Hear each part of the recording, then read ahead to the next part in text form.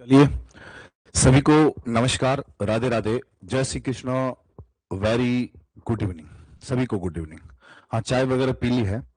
तो अभी ये केमिस्ट्री की क्लास खत्म हुई थी, तो सोचा कि केमिस्ट्री का जो वीडियो सॉल्यूशन है वो भी पिछले टेस्ट का कर देते हैं। पिछले 2-3 टेस्ट के वीडियो सॉल्यूशन बाकी है, उसको भी कर लेंगे। क्योंकि तबीयत थोड़ी खराब है, तो उस वजह से सॉल्यूशन भी नहीं कर पाया था। और सभी को गुड इवनिंग। मोनिका, राजेंद्र कुमार, मीणा, अंजना, सर्दी छुट्टी।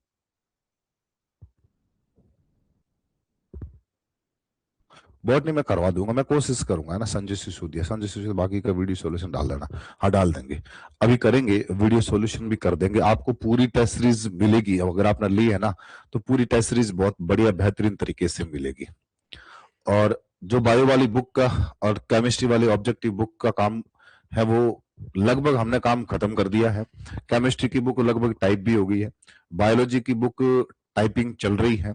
तो दोनों किताबें आपको लगभग जनवरी लास्ट तक दोनों किताबें बहुत बेहतरीन तरीके से, लगभग 700-800 पेज की दोनों किताबें होगी, है ना। तो आप ये मान के चलिए कि वो किताबें आपके लिए सिलेक्शन में एक बहुत बड़ी मील का पत्थर साबित होगी, क्योंकि हमने उस किताब में पीछे कुछ नहीं छोड़ा है। लगभग 4,4500 क्वेश्चन का और हर क्वेश्चन का एक्सप्लेनेशन बहुत बढ़िया शानदार तरीके से, जितने भी इंडेक्स हो सकती है वो हमने सारी उसके अंदर ऐड की है। आज ये जो टेस्ट का सॉल्यूशन है, ये कौन से टेस्ट का सॉल्यूशन है वो भी मैं आपको बता देता हूं कि जो आपका टॉपिक वाइज जो टेस्ट है, कौन सा test, topic wise test number 8, उसके अंदर आपके जो केमिस्ट्री है उसके कितने 42 क्वेश्चन है। उन 42 क्वेश्चन का अपन क्या करेंगे, सॉल्यूशन करेंगे। क्या करेंगे, सॉल्यूशन करेंगे। इन क्वेश्चंस का सॉल्यूशन करेंगे। और मैं इतनी आपको गारंटी दे रहा हूं, कि इस वीडियो सॉल्यूशन को आपने देख लिया और इस टेस्ट को अच्छे से देखा है। 42 क्वेश्चन पूरे पेपर के अंदर है। अगर इन 42 पेपर के ऊपर आपने पूरा का पूरा एनालिसिस करके खुद ने एनालिसिस करके देख लिया और वीडियो सॉल्यूशन देख लिया, तो मेरे हिसाब से एफ और डी ब्लॉक ये आपका पूरा कंप्लीट होता है इसके अंदर। इसके अलावा आपको यहां से कोई क्वेश्चन बाहर नहीं, टेस्ट से ही सीधा क्वेश्चन मिलेगा। 1-2 क्वेश्चन आएंगे वो सीधे टेस्ट सीरीज से ही मिल जाएंगे, ऐसी उम्मीद मत रखना। क्योंकि आप अगर ऐसी उम्मीद रख के जाते हो ना कि मेरे को सीधे टेस्ट सीरीज से डायरेक्ट क्वेश्चन मिल जाएगा, ऐसा हो भी सकता है और नहीं भी हो सकता है। लेकिन टेस्ट सीरीज से आपके जो जितने भी कॉन्सेप्ट होते हैं वो सारे क्लियर होते हैं, तो टेस्ट देने भी चाहिए और उनका एक बेनिफिट हो उस तरीके से देना चाहिए। अब बिना बेनिफिट के आप टेस्ट दे रहे हो, नंबर आ रहे हैं नहीं आ रहे हैं उसको बात छोड़ो, लेकिन आप उसका पूरा कम से कम एनालिसिस तो किया करो। संडे वाला दिन पूरा भले ही आपका टेस्ट पेपर के ऊपर लग जाए, खराब हो जाए, लेकिन आपने जो 7 दिन के अंदर पढ़ा है उन 7 दिन के अंदर उस टेस्ट के ऊपर पूरा एनालिसिस कर दो कि मेरा ये क्वेश्चन गलत हुआ तो क्यों हुआ, और मैंने सही किया है तो इसके आसपास की चीजें मेरे को आ रही है या नहीं आ रही है। अगर ये आपने चीजों को देख लिया तो निश्चित रूप से जब भी पेपर होगा तब आपको बहुत सारी चीजों का फायदा होगा और अच्छा पेपर दे पाओगे। शियाराम, नमस्कार। व्हाट्सएप मैसेज का रिप्लाई नहीं देते हो, प्लीज सर दिया करो। अब देखो, मैं बताऊं ना, अब जैसे आप हकीकत बताऊं क्या है, रियलिटी बता दूं। अब देखो, झूठ बोलना मेरे फितरत में है नहीं, जो वो है बताऊं। अभी अगर आप देख पा रहे हो तो ये मेरे व्हाट्सएप के ऊपर अगर आप देख पा रहे हो 999 मैसेज पेंडिंग पड़े। आप सोच लो, 999 मैसेज व्हाट्सएप पे पेंडिंग पड़े हैं। अब इनका मैसेज का रिप्लाई देने के लिए मेरे नंबर, सीधी बात है कि जो मेरे नंबर है वो क्या है, सबके पास में है। तो हर स्टूडेंट का मैसेज का रिप्लाई दूं तब तो मैं तो रिप्लाई में चला जाऊंगा। मैं कोशिश करता हूं कि हर साथी का रिप्लाई दूं, लेकिन कभी नहीं दे पाया हूं तो बुरा मत मानना, आप कॉल कर लेना, कोई दिक्कत नहीं है। चलिए, आज का इस टेस्ट का वीडियो सॉल्यूशन करते हैं। और 42 क्वेश्चन है, बहुत बेहतरीन तरीके से आपका ये यूनिट पूरा खत्म हो जाएगा अगर पूरी तरीके से इसको आपने देख लिया तो, है ना। ढंग से देखना पड़ेगा, समझना पड़ेगा चीजों को, और अच्छे से करके लास्ट तक जुड़े रहेंगे। देखो, लाइव में ही जुड़ा करो। छठा सातवां आठवां, इस छठा आठवें का ही करवा रहा हूँ, टॉपिक वाइज 8 है, छठा सातवें का दोनों का करवाना है, वो मैं करवा दूंगा क्योंकि बीच में जयपुर जाना हुआ था और एग्जाम स्कूल में चल रहे थे तो उसकी वजह से नहीं करवा पाया था। उनको देखते हैं। प्रश्न संख्या पहला ये कह रहा है कि निम्नलिखित तत्वों को उनके गलनांक, देखो ये आपके सिलेबस में तो नहीं दिया है, लेकिन फिजिकल प्रॉपर्टीज आपके सिलेबस में नहीं दे रखी है, लेकिन फिर भी मैंने क्वेश्चन डाल दिया। अगर एनसीईआरटी के अंदर है तो फिर आपको डालना चाहिए। गलनांक के घटते हुए क्रम में व्यवस्थित करना है, गलनांक के घटते हुए क्रम में व्यवस्थित करना है। अगर आपने एनसीईआरटी को देखा है तो उसमें एक ग्राफ बना हुआ है। क्या बना हुआ है? एक ग्राफ बना हुआ है जिसमें फिजिकल प्रॉपर्टीज या फिर लिखा होगा उस पेज के ऊपर भौतिक गुण। उसमें भौतिक गुणों के अंदर गलनांक की भी बात होती है, जिसमें मैग्नीज और टेक्नीशियम जो होते हैं उनके गलनांक बहुत कम हो जाते हैं। क्यों? अब देखो यहां पर इसमें सबसे ज्यादा जो गलनांक होगा, ऑप्शन नंबर ये ए इसका सही बैठेगा। सबसे ज्यादा गलनांक क्रोमियम का, वेनेडियम का, आयरन का और मैग्नीज का, है ना। ये ऑप्शन नंबर 1 इस क्वेश्चन का राइट होगा। अब देखो ये क्वेश्चन मैंने कहां बनाया, रियल में अगर मैंने पेपर को अगर ढंग से बनाया है ना, तो मेरा पेपर जो बना है वो इस पेज से ये क्वेश्चन बना है। इस पेज को भी आप समझ लीजिए, इस पेज में एक्स्ट्रा चीजें आपको देखने को मिलेगी। देखो क्वेश्चन क्या बन सकता है उसको भी ध्यान से देख लेना। चलो आपका जो आंसर था उसको मैं थोड़ा बाद में देखता हूं, कुछ चीजें एक्स्ट्रा है उसको भी देख लो कि क्वेश्चन कहां से बनेगा। एनसीईआरटी आपकी पूरी क्लियर हो जाएगी, ये मेरी गारंटी है। ठीक है, ये मेरी गारंटी है कि आपकी एनसीईआरटी पूरी क्लियर हो जाएगी। संक्रमण धातुएं, अब संक्रमण धातुएं कौन सी होती है? जिनके बाह्यतम कोष में अर्धपूरित विन्यास हो। D10 विन्यास, पूर्ण भरा विन्यास नहीं होना चाहिए, अर्धपूरित विन्यास होना चाहिए, या फिर डी कक्षक है, पूर्ण रूप से भरे हुए नहीं होने चाहिए, वो संक्रमण तत्व होते हैं। और डी ब्लॉक के तत्वों को संक्रमण तत्व कहते हैं। यहां पर 3 धातुएं ऐसी है, ये 3 तत्व ऐसे होते हैं, जिंक, कैडमियम और मरकरी। इनको संक्रमण तत्व नहीं माना जाता है क्योंकि इनके अंदर जो डी कक्षक होते हैं वो पूर्ण रूप से भरे हुए होते हैं। मेरे को कोई बताएगा कि ये जो संक्रमण तत्व है, क्वेश्चन बन सकता है कि आपका जो जिंक, ये कैडमियम और ये मरकरी कौन से वर्ग के अंदर आते हैं? कौन बताएगा? कौन बताएगा कि जिंक, कैडमियम और मरकरी कौन से वर्ग के अंदर, कौन से वर्ग के तत्व है? मैं आवर्त की बात नहीं कर रहा हूं, कौन से वर्ग के तत्व हैं पूरी पीरियोडिक टेबल के अंदर, ये कौन से वर्ग के तत्व हैं? कौन बताएगा? जल्दी बताइए, कौन से वर्ग? वर्ग संख्या 12 के, बिल्कुल। काजल, और ऊपर के नाम क्या लिखा है? हाँ, मनीष शाश्वत, वेरी गुड, सबको वेरी गुड। ये वर्ग संख्या 12 के तत्व होते हैं। इनको संक्रमण तत्व नहीं माना जाता है क्योंकि इनके अंदर डी कोष पूर्ण रूप से भरा हुआ रहता है। अति कठोर और अल्प वाष्पशील होती है, ये इनको छोड़कर ये कठोर होती है। इनके गलनांक और क्वथनांक बहुत अधिक होते हैं। चित्र, ये डायग्राम नीचे बना हुआ, इसको बाद में देखते हैं। 5D संक्रमण धातुओं के गलनांक दिए हुए हैं। अब इनके गलनांक उच्च होने का कारण क्या है? उच्च गलनांक का कारण अंतर परमाणविक धात्विक बंधन में NS इलेक्ट्रॉन के अतिरिक्त, देखो बाह्यतम कोष के जो धातु के साथ में बॉन्ड बनाएगा उसमें NS इलेक्ट्रॉन के अतिरिक्त N-1 डी कक्षकों के इलेक्ट्रॉनों की भागीदारी होती है। वो जो डी कक्षक है वो भी भाग लेते हैं, जिसकी वजह से अंतर परमाणविक धात्विक बंधन होता है वो मजबूत बन जाता है। केवल मैग्नीज और टेक्नीशियम जो TC है कि अपवादों को छोड़कर किसी भी श्रेणी के धातुओं में D5 के विन्यास पर अधिकतम होते हैं। इनको छोड़ लेना Mn और TC को, उसके अलावा जितने भी D5 विन्यास होते हैं उनके विन्यास गलनांक अधिकतम होते हैं। और बढ़ते हुए परमाणु क्रमांक के साथ साथ नियमित रूप से कमी आती है। परमाणु क्रमांक बढ़ेगा, गलनांक में कमी आएगी। इनकी कणन एंथैल्पी का भी बहुत है, जैसा कि चित्र में दर्शाया हुआ है। अब अगर मैं इस डायग्राम की बात करता हूं, ये गलनांक और क्वथनांक का डायग्राम दिया हुआ है, इसमें आप ऑर्डर याद कर लेना। ठीक है, आपके जो क्वेश्चन में दिया था, आपके जो क्वेश्चन में था VCr-Mn-Fe, क्या क्या दिया था मैं यहां लिख रहा हूं, ये VCr-Mn और Fe, देख लो ये मैग्नीज का सबसे कम नीचे पड़ा है। ग्राफ के अंदर देखोगे ये मैग्नीज पड़ा है, क्रोमियम सबसे ऊपर पड़ा है, तो सबसे ज्यादा किसका होगा? क्रोमियम का। उसके बाद में देखो ये वैनेडियम का है और ये आयरन का है, उसके बाद वी होगा, उसके बाद एफ ई होगा और सबसे कम होगा वो एम का होता है। यही ऑर्डर होता है और इसी ग्राफ से बनेगा। अब ये 3D श्रेणी, 4D श्रेणी और 5D श्रेणी का दिया हुआ पड़ा है। ये इसमें देखो तो इसमें मॉलिब्डेनम का सबसे ज्यादा, टंगस्टन का सबसे ज्यादा, वुल्फ्रम जो टंगस्टन होता है उसका सबसे अधिकतम होता है। तो ये इनके गलनांक का बढ़ता हुआ क्रम हो जाएगा।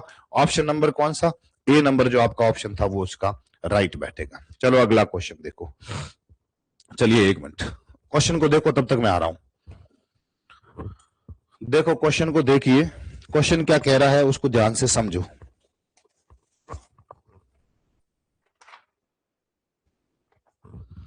क्वेश्चन क्या कह रहा है उसको समझना,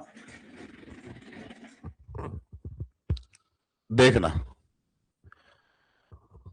अब बीच में जो भी आपके क्वेश्चन है उसको मैं बाद में देखूंगा, पहले मैं इसका पूरा सॉल्यूशन करवा देता हूं, उसके बाद देखते हैं। प्रश्न संख्या दूसरा, निम्नलिखित में से कौन सा उनके सामने दर्शाए हुए गुणों के अनुसार सही ढंग से नहीं दर्शाता है। ऐसा क्वेश्चन आरपीएससी बहुत बार पूछती है, 2022 में भी पूछे, संस्कृत एजुकेशन में भी ऐसा क्वेश्चन आया, तो हमने भी एनसीईआरटी को देख के यहां से बहुत बढ़िया क्वेश्चन बनाया है। इसमें किसका बताना है आपको, कौन सा सही रूप से नहीं दर्शाता है, मतलब सही रूप से मेल नहीं है। अब देखो इनकी ऑक्सीकरण अवस्थाओं का क्रम, पहला जो ऑप्शन दिया है ऑक्सीकरण संख्या का बढ़ता हुआ क्रम दिया है। अब अगर आप बात करते हो कि कौन सा सही नहीं है, ठीक है, मैग्नीज। अब इनके ऑक्सीडेशन नंबर की बात करते हो तो जैसे जैसे परमाणु क्रमांक बढ़ता है ऑक्सीकरण संख्या बढ़ती है। आप स्कैंडियम से मैग्नीज तक जाओगे ऑक्सीकरण संख्या बढ़ेगी, वापस ऑक्सीकरण संख्या घटना स्टार्ट हो जाती है, क्योंकि ऑक्सीकरण संख्या उनके अयुग्मित इलेक्ट्रॉनों पर होती है। ये मैग्नीज सबसे ज्यादा ऑक्सीकरण अंक प्रदर्शित करता है पीरियोडिक टेबल के अंदर, तो मैग्नीज की सबसे ज्यादा, क्रोमियम की, फिर वैनेडियम की, फिर इसकी, तो ये वाला तो आपके बिल्कुल सही है। उसके बाद चुंबकीय आघूर्ण देखो, चुंबकीय आघूर्ण देखने के लिए आपको इलेक्ट्रॉनिक विन्यास याद होना चाहिए, इलेक्ट्रॉनिक विन्यास याद होना चाहिए कि इलेक्ट्रॉनिक विन्यास क्या होगा। तो यहां पर मैं बात करूं टाइटेनियम की, देखो पूरा का पूरा एकदम अच्छे से समझा रहा हूं, ध्यान से समझ लेना। चुंबकीय आघूर्ण का मतलब होता है कि उस आयंस के अंदर अयुग्मित इलेक्ट्रॉन कितने हैं। अगर अयुग्मित इलेक्ट्रॉन को, अनपेयर्ड इलेक्ट्रॉन को आपने देख लिया, ठीक है, अयुग्मित इलेक्ट्रॉन को आपने समझ लिया, तो फिर आपकी सारी की सारी चीजें क्लियर हो जाएगी। चलो देखो टाइटेनियम, टाइटेनियम कितने नंबर पे आता है, स्कैंडियम और टाइटेनियम, मतलब 21 और 22 नंबर पे आता है, और इसका इलेक्ट्रॉनिक विन्यास होता है ऑर्गन। इलेक्ट्रॉनिक विन्यास लिख दो फिर अपने आप चीजें आ जाएगी, ऑर्गन 3d2 4s2, 18 और 4 22। अब इसने कहा है कि ये +3 है, मतलब 2 इलेक्ट्रॉन ये गए, 1 इलेक्ट्रॉन ये गया, पीछे इसके पास 3d1 बचा, मतलब एक अयुग्मित इलेक्ट्रॉन हो गया। जिसमें ज्यादा अयुग्मित इलेक्ट्रॉन होंगे उसका चुंबकीय आघूर्ण भी उतना ही ज्यादा होगा। मैं वैनेडियम की बात करता हूं तो वैनेडियम होता है स्कैंडियम, टाइटेनियम और वैनेडियम, मतलब 3d3 4s2, 18 और 5 23, 21 22 23 ये होता है। इसमें ये भी +3 का है, 2 ये जाएंगे, 1 ये जाएगा, पीछे d2 जाएगा, मतलब 2 अयुग्मित इलेक्ट्रॉन इसमें हो जाएंगे। फिर देखो क्रोमियम को, इसको मैं मिटा रहा हूं यहां से। क्रोमियम को देखो, क्रोमियम का होता है 24 नंबर पे, 24 नंबर पे होता है, स्कैंडियम, टाइटेनियम, वैनेडियम, क्रोमियम, ठीक है। क्रोमियम 24 को होता है। इसका इलेक्ट्रॉनिक विन्यास होना क्या चाहिए, 4d4 5s1 होना चाहिए, 2 होना चाहिए, लेकिन वो नहीं होता है, लेकिन 3d5 4s1 आ जाता है। इसने कहा +3, 1 ये गया, 2 ये गया, इसके पास 3 अयुग्मित इलेक्ट्रॉन बचे। Mn+3, Mn का होता है 3d6 3d5 4s2। क्रोमियम के बाद में मैग्नीज आता 25 नंबर पे। इसने कहा +3, 2 ये 1 गया, पीछे बता 4, तो इसके पास में 4 इलेक्ट्रॉन। देखो अब बढ़ता हुआ क्रम पूछा है, तो जिसके पास जितने अयुग्मित इलेक्ट्रॉन होंगे उसका चुंबकीय आघूर्ण उतना ही ज्यादा होगा। तो यहां समझना Mn के पास में कितने हैं, Mn के पास में आपने देखा कि 4 अयुग्मित इलेक्ट्रॉन। उसके बाद ज्यादा किसके पास में है, क्रोमियम के पास में है, क्रोमियम के पास में कितने हैं, 3 अयुग्मित इलेक्ट्रॉन। उसके बाद देखो इसके पास में कितने हैं, किसका, वैनेडियम के पास में कितने हैं, 2 अयुग्मित इलेक्ट्रॉन है, और सबसे कम अयुग्मित इलेक्ट्रॉन 1 है, वो किसके पास में है, टाइटेनियम के पास में है। तो यही तो आपका क्रम होगा, जिसके पास में जितने ज्यादा अयुग्मित इलेक्ट्रॉन उसका चुंबकीय आघूर्ण ज्यादा होगा। अब चुंबकीय आघूर्ण निकालना है तो ये फॉर्मूला लगा दो, इस फॉर्मूले से आप इसका जो डी ब्लॉक के तत्व होते हैं उनका चुंबकीय आघूर्ण ज्ञात कर सकते हो। ये भी आपका क्या है, बिल्कुल सही बैठेगा। अगला देखो तीसरा, तीसरे की मैं बात करूं तो ये पूछा है कि गलनांक का बढ़ता क्रम। देखो वापस गलनांक का पूछ लिया, वापस गलनांक का पूछ लिया, तो ये गलनांक मैग्नीज का सबसे ज्यादा गलनांक हो ही नहीं सकता। मैग्नीज का सबसे ज्यादा गलनांक बढ़ता हुआ क्रम है, तो मैग्नीज का क्रोमियम से सबसे ज्यादा। आपने इधर तो क्या देखा है, इधर देखो ये क्रोमियम का ज्यादा बड़ा है, मैग्नीज का कम है, तो यहां वो जो ऑप्शन कह रहा है कि मैग्नीज का ज्यादा है, तो ये गलत है, मतलब ये ऑप्शन गलत है। उसके बाद में द्वितीय आयनन एंथैल्पी देखोगे तो द्वितीय आयनन एंथैल्पी एक आवर्त है, मतलब ये आवर्त में चलेगा। तो ये जो तत्व है वो कौन सी श्रेणी की है, ये 3D श्रेणी की है।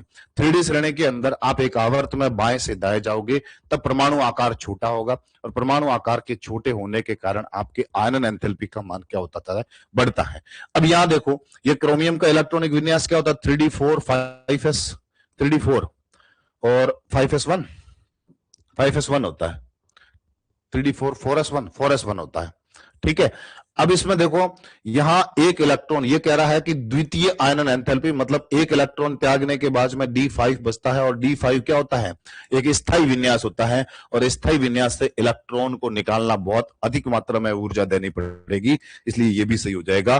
तो इस क्वेश्चन का राइट आंसर क्या होगा, इस क्वेश्चन का राइट आंसर मतलब आपका ऑप्शन नंबर कौन सा, ऑप्शन नंबर सी होगा। कौन सा ऑप्शन, ये सी वाला है, वो इस क्वेश्चन का राइट होगा, ये गलत दिया हुआ है। तो इसका क्रम भी देख लो, सबसे ज्यादा किसका होगा, मैग्नीज का, मतलब क्रोमियम का होगा। उसके बाद में अगर आप यहां देखते हो ग्राफ को देख के, क्रोमियम के बाद में वैनेडियम, वैनेडियम के बाद में टाइटेनियम, टाइटेनियम के बाद में सबसे कम किसका होता है। अगर पहला सवाल किसी ने ढंग से किया है तो उसका दूसरा क्वेश्चन भी हुआ है। आप पेपर पूरे को देखते हो ना, अब देखो डी क्यों नहीं है, तो द्वितीय आयनन एंथैल्पी का बढ़ता हुआ क्रम देख लो ना, ये क्रम देखो इसको, ये बढ़ता हुआ क्रम द्वितीय आयनन एंथैल्पी का सही है। अब क्या प्रूफ भी बता दो, तो प्रूफ भी बता देता हूं। चलिए यहां भी क्वेश्चन अच्छे बन सकते हैं। क्या क्वेश्चन बन सकते हैं, इस टेबल को देखना, क्या क्वेश्चन बन सकते हैं उसको भी मैं आपको बता देता हूं। सुनिए क्या, कि जो आपकी 3D श्रेणी होती है उसमें सबसे अधिकतम ऑक्सीकरण अवस्था या सर्वाधिक ऑक्सीकरण अवस्था कौन प्रदर्शित करता है, ये जो मैग्नीज होता है वो सर्वाधिक ऑक्सीडेशन नंबर प्रदर्शित करता है। कितनी, प्लस की 7 मैग्नीज दर्शाएगा। ये जो आपका स्कैंडियम होता है ये परिवर्ती ऑक्सीकरण अवस्था प्रदर्शित नहीं करता है। कौन, स्कैंडियम परिवर्ती ऑक्सीडेशन नंबर प्रदर्शित नहीं करेगा। कौन नहीं करता है, स्कैंडियम। यहां +3 ऑक्सीकरण। अब एक क्वेश्चन आगे आया, इस परिवर्ती ऑक्सीकरण अवस्था में जिंक भी ऑप्शन था, तो आपने बढ़ाया कि जिंक, कैडमियम और मरकरी को हालांकि संक्रमण तत्व तो नहीं माना जाता है, लेकिन ये नहीं दर्शाएगा, ये परिवर्ती ऑक्सीकरण अवस्था नहीं दर्शाता है। उसके बाद में आप इधर से इधर की तरफ जाओगे, मतलब स्कैंडियम से मैग्नीज तक गए, ऑक्सीडेशन नंबर में क्या हुई, वृद्धि हुई। वापस यहां से यहां की ओर जाओगे, वापस ऑक्सीडेशन नंबर में क्या आ जाएगी, कमी आ जाएगी। ऑक्सीडेशन नंबर में क्या आ जाएगी, कमी आ जाएगी। तो ये ऑक्सीकरण संख्या वाली बात हो गई। अब दूसरा देखो, दूसरा अगर बात करें, इसमें से कुछ अगर अपन देखते हैं तो कुछ चीजें आपके सामने अच्छी चीजें देखने को मिलेगी। वापस बता देता हूं, कुछ चीजों को देखिए, यहां पर कुछ चीजें ढंग की है तो वो देख लेते हैं। क्या काम की चीज है, स्कैंडियम सेकंड अज्ञात है, इसको छोड़ दो। ये सर्वाधिक मैग्नीशियम ऑक्सीकरण अवस्था बीच वाली, मतलब एक 3D श्रेणी के अंदर जो बीच वाला था तो मैग्नीज होता है, वो सर्वाधिक ऑक्सीकरण अवस्था दर्शाता है। बाकी इसमें कोई काम की चीज है नहीं, ठीक है। ऑक्सीकरण संख्या वैसे भी वो ऑक्सीकरण टेबल बता दी तो उसका मतलब सारी चीजें आपकी क्लियर हो गई। चलो अगला क्वेश्चन देखो, ये क्वेश्चन देख लीजिए। ये क्वेश्चन क्या कह रहा है कि सबसे कम परमाणुकरण एंथैल्पी वाला संक्रमण तत्व, तो देखो ये किसी ने नहीं लिखवाया होगा, एनसीईआरटी में दे रखा है। एनसीईआरटी में नहीं है, शायद एनसीईआरटी में नहीं है, लेकिन हमने जो केमिस्ट्री का कोर्स करवाया है उसमें मैंने ये चीज करवा रखी है कि परमाणुकरण एंथैल्पी जो होती है उसमें सबसे कम परमाणुकरण एंथैल्पी का मान किसका होता है। एक ऑर्डर होता है, वो ऑर्डर आपको याद ही करना पड़ेगा कि परमाणुकरण एंथैल्पी का मान सबसे कम किसमें होता है, जिंक में होता है। ऑप्शन नंबर ए इसका राइट हो जाएगा। ये अगर आपके पास में पेज नहीं है तो मैंने टेलीग्राम के ऊपर डाला है, ये मैंने केमिस्ट्री वाले कोर्स के अंदर करवाया है। जिसके पास में केमिस्ट्री का कोर्स था उसमें मैंने ये करवाया है। क्या लिखा है, परमाणुकरण एंथैल्पी, संक्रमण तत्वों की परमाणुकरण एंथैल्पी के मान बहुत अधिक होते हैं, जिसको कणन एंथैल्पी भी कहते हो। तो एंथैल्पी, ठीक है, अब प्रथम संक्रमण श्रेणी के संगत तत्वों की तुलना में द्वितीय और तृतीय संक्रमण तत्वों की परमाणुकरण एंथैल्पी के मान बहुत अधिक हो जाते हैं। ये सत्य और असत्य के रूप में क्वेश्चन आ सकता है, सही और गलत के रूप में क्वेश्चन आपके पूछा जा सकता है कि कर्ण एंथैल्पी के संबंध में कौन सा कथन सही है। तो संक्रमण तत्वों की कर्ण एंथैल्पी या परमाणुकरण एंथैल्पी का मान उच्च होता है। जो 3D श्रेणी होती है, प्रथम संक्रमण श्रेणी की तुलना में द्वितीय और तृतीय संक्रमण श्रेणी के लिए परमाणुकरण एंथैल्पी का मान बहुत अधिक उच्च होता है। तो 3D श्रेणी के संक्रमण तत्वों की परमाणुकरण एंथैल्पी का मान, या देखिए ये जिंक का सबसे कम होता है। न्यूनतम जो परमाणुकरण एंथैल्पी होती है वो किसकी होती है? जिंक की होती है। सबसे ज्यादा किसकी होती है? याद कर लेना, वेनेडियम की होती है। और सबसे कम जिंक के बाद में किसकी होती है? मैग्नीज की होती है। सबसे ज्यादा वेनेडियम, टाइटेनियम, निकल, cobalt, ferrous, chromium, copper, scandium, manganese और जिंक, ये इनकी परमाणुकरण एंथैल्पी का ऑर्डर होता है। इसको ध्यान से देख लेना। तो आपके इस क्वेश्चन का आंसर क्या होगा? जिंक। ठीक है, अगला क्वेश्चन देखो। ये क्वेश्चन 4 नंबर का क्वेश्चन है और एनसीईआरटी का ही क्वेश्चन है। किसका क्वेश्चन है? एनसीईआरटी का है। एक संक्रमण धातु आयन का चुंबकीय आघूर्ण कितना है? 3.87 3.87 बोर मैग्नेटॉन होता है। चुंबकीय आघूर्ण की इकाई होती है बोर मैग्नेटॉन। बोर मैग्नेटॉन पाया गया। इसमें उपस्थित अयुग्मित इलेक्ट्रॉनों की संख्या देखो। अगर आप बात करते हो कि इस क्वेश्चंस को कैसे किया जाए, अगर आप एनसीईआरटी देखी है आपने, अभिलाषा मीणा, सभी को गुड इवनिंग। ठीक है, अगर आपने एनसीईआरटी देखी है या फिर मैंने एक टेलीग्राम या फिर अपना जो केमिस्ट्री वाला कोर्स है उसमें एक पीडीएफ डाली, एक टेबल डाली है, उस टेबल को या फिर एनसीईआरटी को टेबल को देखने के बाद में आपको ये लगता है कि आप इधर से इधर की तरफ, मतलब 3D श्रेणी के अंदर अगर आप स्कैंडियम से लेकर ये जिंक तक जाते हो तो इसमें किसकी? अयुग्मित इलेक्ट्रॉनों की बात हो रही है। और अयुग्मित इलेक्ट्रॉन ही आपके चुंबकीय आघूर्ण को दर्शाते हैं। सबसे बढ़िया तरीका बता रहा हूं कि इसमें अयुग्मित इलेक्ट्रॉनों की संख्या कितनी होगी। इसमें अयुग्मित इलेक्ट्रॉनों की संख्या होगी। तो सबसे पहले ये टेबल देख लीजिए। ये टेबल एनसीईआरटी की टेबल है। अगर आपने इस टेबल को देखा है तो मैं एक चीज और बता देता हूं, ढंग से इसको देखना। ये क्या कह रहा है कि यहां पर देखो, ये सारे के सारे क्या है? +2 +3 है। ये स्कैंडियम +3, ये +3 +3 +2 +2 +2 ही है, ऐसे मान के चलो। अब यहां पर ये कह रहा है कि इसके अंदर अयुग्मित इलेक्ट्रॉन कितने होंगे? चुंबकीय आघूर्ण 3.87 होता है। अगर आप टेबल को ढंग से देखते हो ना तो 3.87 जो चुंबकीय आघूर्ण होता है वो 2 ही तत्वों का हो सकता है इस पूरी टेबल के अंदर, अगर आप ढंग से देखते हो। कौन से 2 तत्व है? एक तो आपके ये पड़ा और एक आपकी ये पड़ा। 2 तत्व है। अब कौन कौन से है? एक तत्व आपका V+2 है और इधर आपका कौन सा है? CO+2 है, जिसके अंदर 2 तत्व है। अब एक बात और देख लेना कि 0, 1.73, 2.84, 3.87, 4.90, 5.92, ये मैग्नीज तक आप गए, है ना? मैग्नीज तक आप आ गए। उसके बाद वापस आपका उल्टा चलेगा। देखो ये दोनों सेम आ गए, ये दोनों सेम आ गए, ये दोनों सेम आ गए, ये दोनों सेम आ गए, और ये लास्ट में 0 हो जाएगा। तो पूरी टेबल को देखने से आपको ये ज्ञात होता है कि ऊपर भी 0, नीचे भी 0। तो इसमें अयुग्मित इलेक्ट्रॉन भी 0 होंगे। जिसका चुंबकीय आघूर्ण 0 होता है उसमें अयुग्मित इलेक्ट्रॉनों की संख्या भी 0 होती है।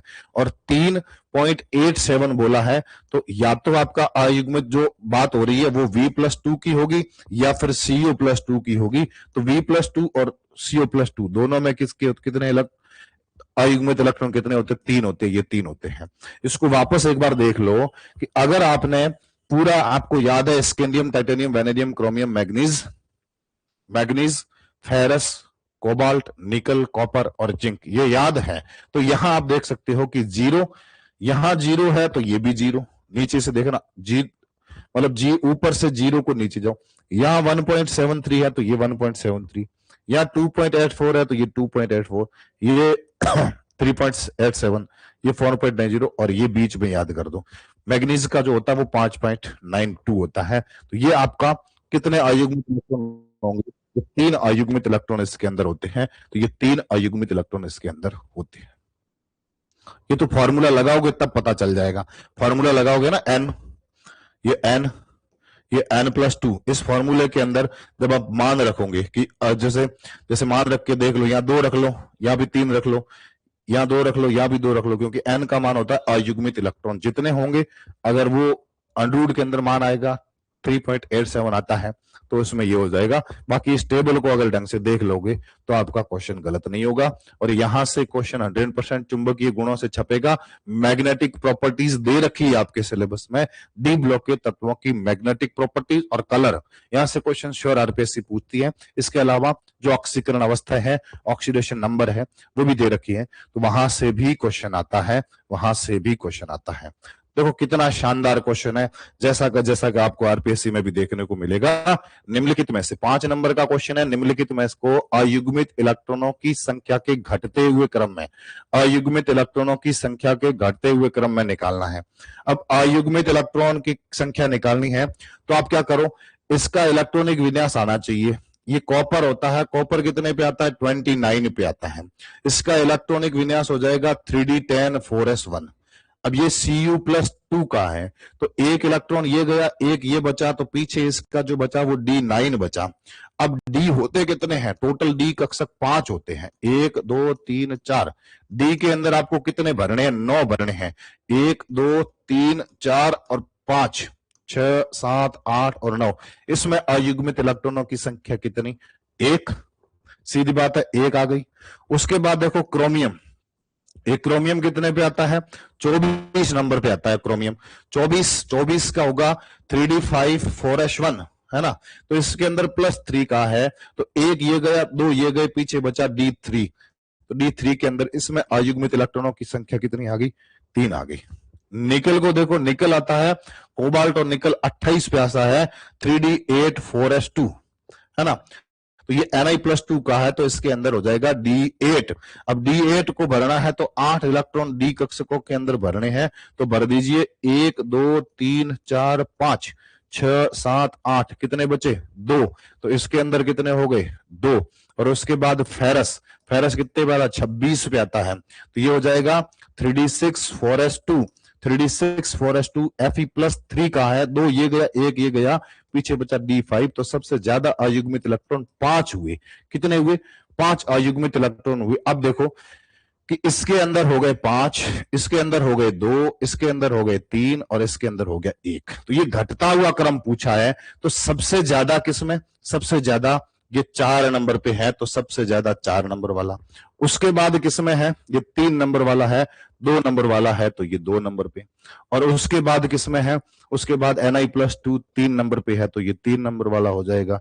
और सबसे कम है वो कॉपर में है, वो 1 नंबर पे आ जाएगा। 4 2 3 1 का ही है, ये 1 2 3 4 ये गलत है, 3 पे आ रहा है, नहीं गलत है, या 4 से स्टार्ट हो रहा है, ये सही है। ऑप्शन नंबर सी इस क्वेश्चन का राइट हो जाएगा। केवल टिक लगाना इजी सिलेक्शन का काम नहीं है, जो करवाएंगे वो बेहतरीन तरीके से करवाएंगे।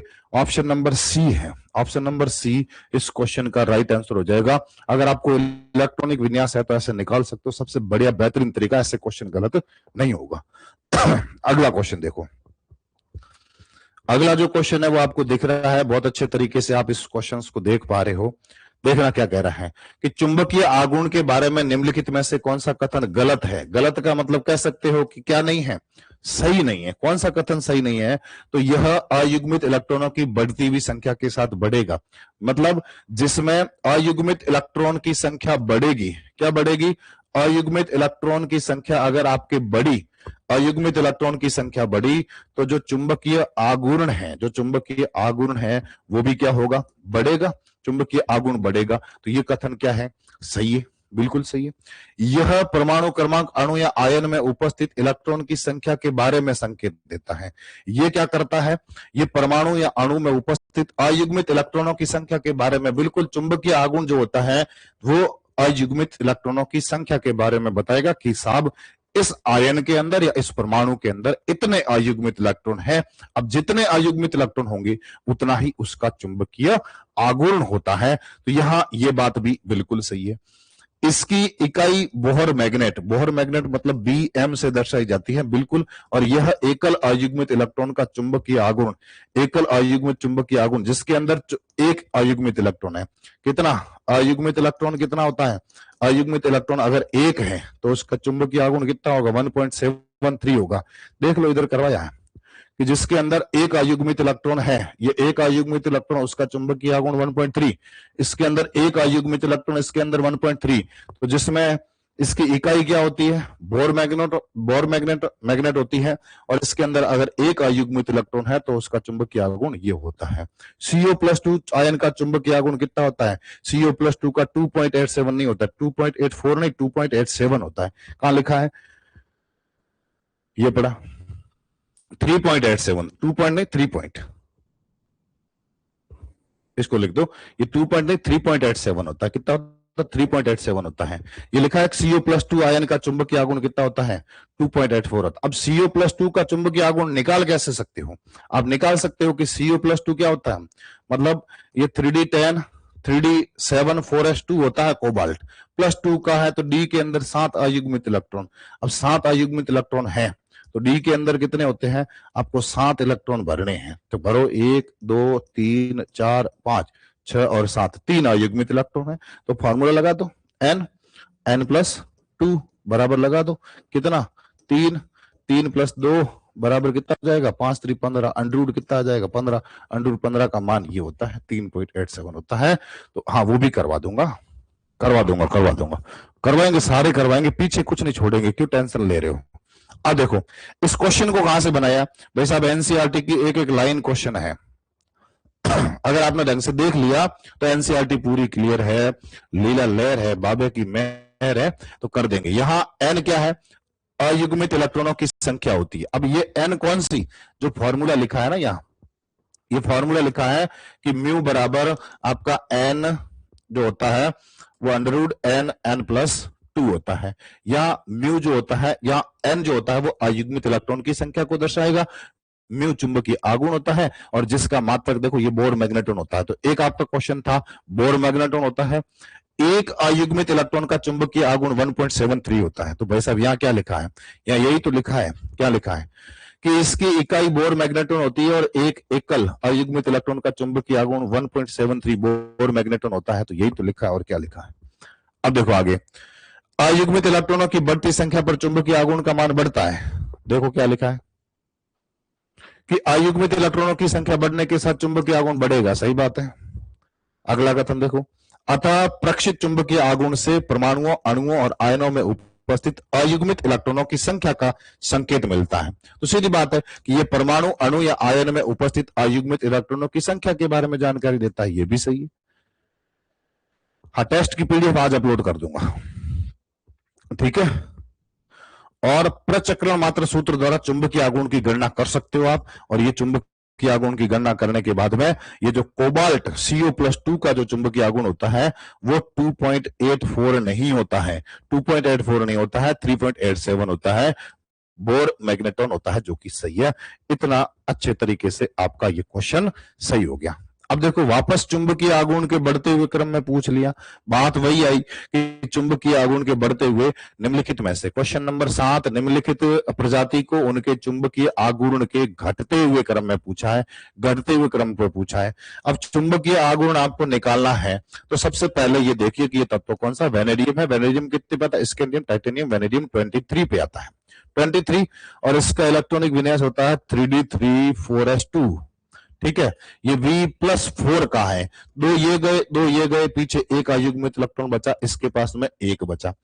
इसमें निकालो Mn+4, Mn आता है 25 पे, 25 पे होता है 3D5 4s2, 4 पूछा है, दो ये गए, पीछे बचा 3 अयुग्मित इलेक्ट्रॉन।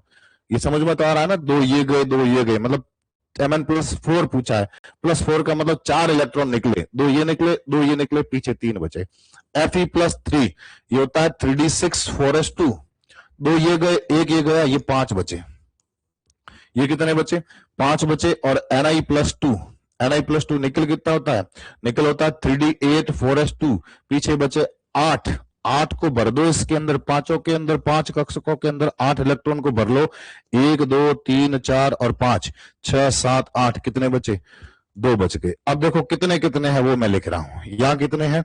यहाँ 1 अयुग्मित इलेक्ट्रॉन, या 3 अयुग्मित इलेक्ट्रॉन, या 5 अयुग्मित इलेक्ट्रॉन, या 2 अयुग्मित इलेक्ट्रॉन। तो सबसे ज्यादा किसमें? तीसरे नंबर पे। उसके बाद में तीसरे पे सबसे ज्यादा, फिर यहाँ पे 2 नंबर पे, फिर कौन से पे? उस पे 4 नंबर पे, और सबसे कम किसमें? फर्स्ट पे। ये हो जाएगा 3 2 4 1, 3 2 4 1। ऑप्शन नंबर सी इस क्वेश्चन का राइट हो जाएगा।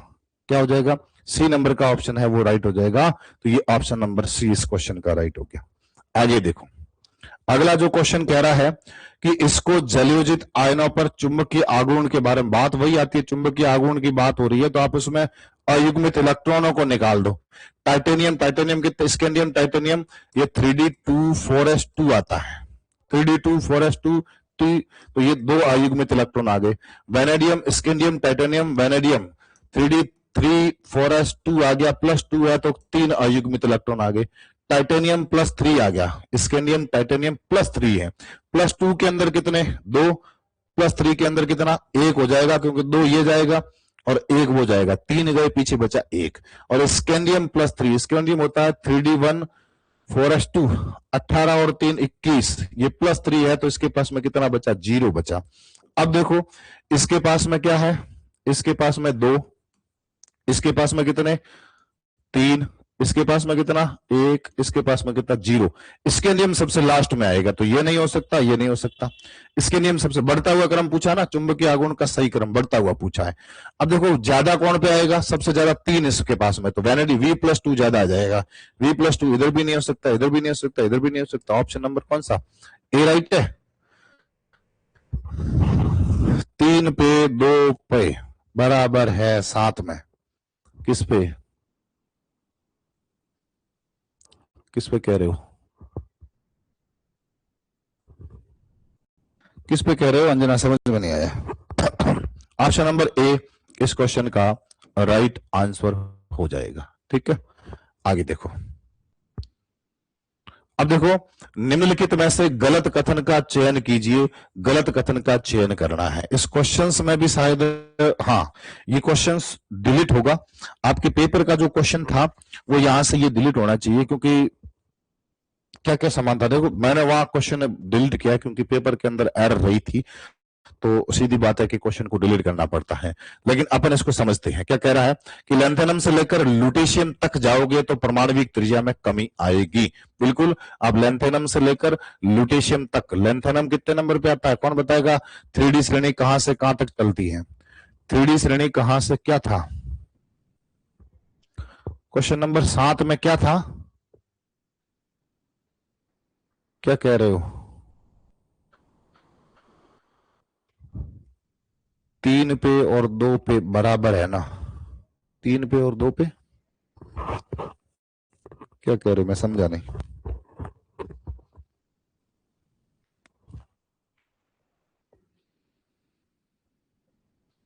तीन पे और 2 पे, तीसरे में कितने हैं? 3, 2 पे कितने? 5 है ना? तीसरे में 5 है, दूसरे में 2 है, 3 तो कैसे हो गया ऐसा? सही है, ऑप्शन नंबर सी इसका राइट होगा।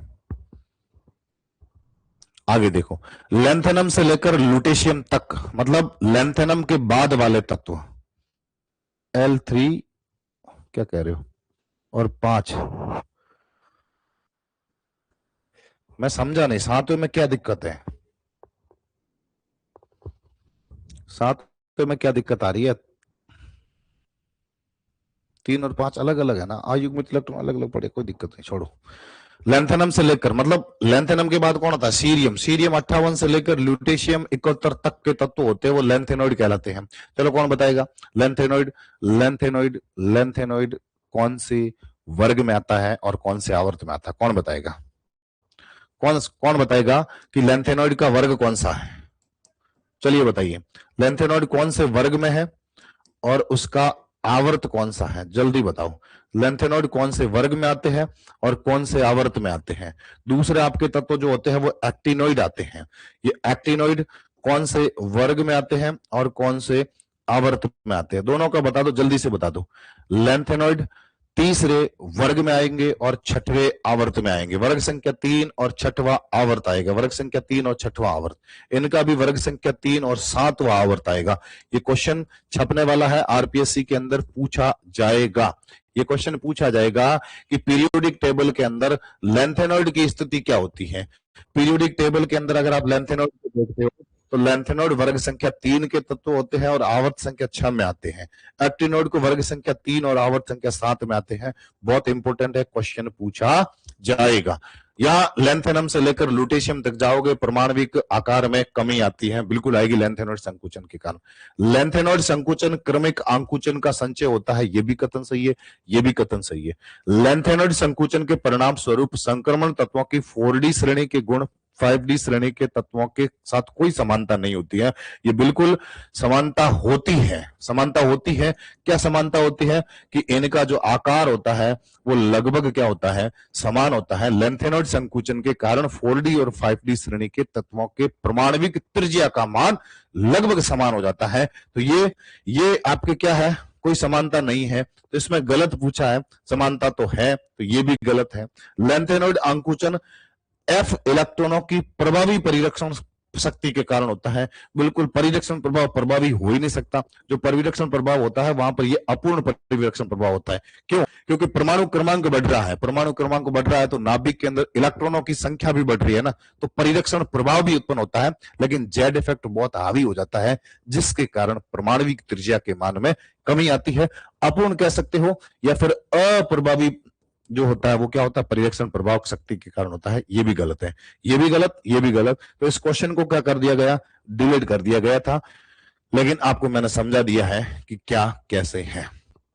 ठीक है, आगे देखो। अब देखो क्वेश्चन बनाया कहां से है, वो भी उस बात को भी समझना कि क्वेश्चन कहां से बना है, वो भी देखना। चलो, जो 4 स्टेटमेंट थे वो चारों स्टेटमेंट को मैं आपको बता रहा हूं कि एनसीईआरटी से ही लिया है। एक एक लाइन से क्वेश्चन क्लियर है। चलो पहले स्टेटमेंट की बात करता हूं। पहला स्टेटमेंट क्या कह रहा है कि लेंथेनम से लेकर लुटेशियम तक के तत्वों की परमाणविक और आयनिक त्रिज्या लेंथेनॉइड संकुचन के कारण एक विशिष्ट गुण होता है। तो लेंथेनम से लेकर लुटेशियम तक जाओगे, परमाणविक और आयनिक त्रिज्या के मान में क्या आती है, परमाणविक और आयनिक त्रिज्या के मान में कमी आती है। सही बात है, ठीक है, ठीक है बात है। देखो यहां आप इस टेबल को, इस ग्राफ को देख पा रहे हो, तो लेंथेनम से लेकर लुटेशियम तक गए तो परमाणविक त्रिज्या क्या होती है, घटती है। ग्राफ से पता कर लो कि लेंथेनम, ये ऑर्डर पूछा जाता है, ये जो ऑर्डर आता है ना, ये ऑर्डर पूछा जाएगा कि 4-5 तत्व दे दिए, उनको परमाणविक त्रिज्या के घटते या बढ़ते क्रम में। तो लेंथेनम से लुटेशियम तक जाओगे, परमाणविक त्रिज्या घटेगी। तो यहां ये 1 नंबर हो गया। दूसरा स्टेटमेंट था कि एक ही उपकोष में इलेक्ट्रॉन का दूसरे इलेक्ट्रॉन द्वारा अपूर्ण परिरक्षण प्रभाव। देखो अपूर्ण, वहां क्या करा, प्रभावी नहीं है, अप्रभावी परिरक्षण प्रभाव। फिर भी श्रेणी में नाभिक की आवेश बढ़ने के साथ साथ डी इलेक्ट्रॉन पर दूसरे डी इलेक्ट्रॉन का परिरक्षण प्रभाव तुलना में एक 4f इलेक्ट्रॉन 4f कक्षा परिरक्षण प्रभाव कम होता है। प्रभावी नहीं होता है, वो कम हो जाता है। और श्रेणी में बढ़ते हुए नाभिक की आवेश के कारण बढ़ते हुए परमाणु क्रमांक के साथ साथ एक नियमित कमी पाई जाती है परमाणविक त्रिज्या में। ये तीसरा स्टेटमेंट कह रहा है लेंथेनॉइड श्रेणी के अंकुचन का संचयी प्रभाव लेंथेनॉइड संकुचन कहलाता है। और चौथा जो कह रहा था ना कि कोई उनमें क्या नहीं होता है, समानता नहीं होती है, तो लेंथेनॉइड संकुचन के अंकुचन का संचयी प्रभाव लेंथेनॉइड संकुचन कहलाता है, जिसके कारण तृतीय संक्रमण श्रेणी, मतलब जो आपकी कौन सी 4D जो होती है, वो 4D की त्रिज्याओं के मान जो आपके होते हैं दूसरी संक्रमण श्रेणी के तत्वों की 4D नहीं, तृतीय कौन सी होती है 5D होती है, और दूसरी कौन सी होती है 3D 4D होती है, ये 4D। तो 4D और 5D तत्वों का आकार लगभग क्या हो जाता है, समान हो जाता है। और आकार समान होने का कारण क्या है, इन आकार समान होने का कारण एक ही होता है, लेंथेनॉइड संकुचन।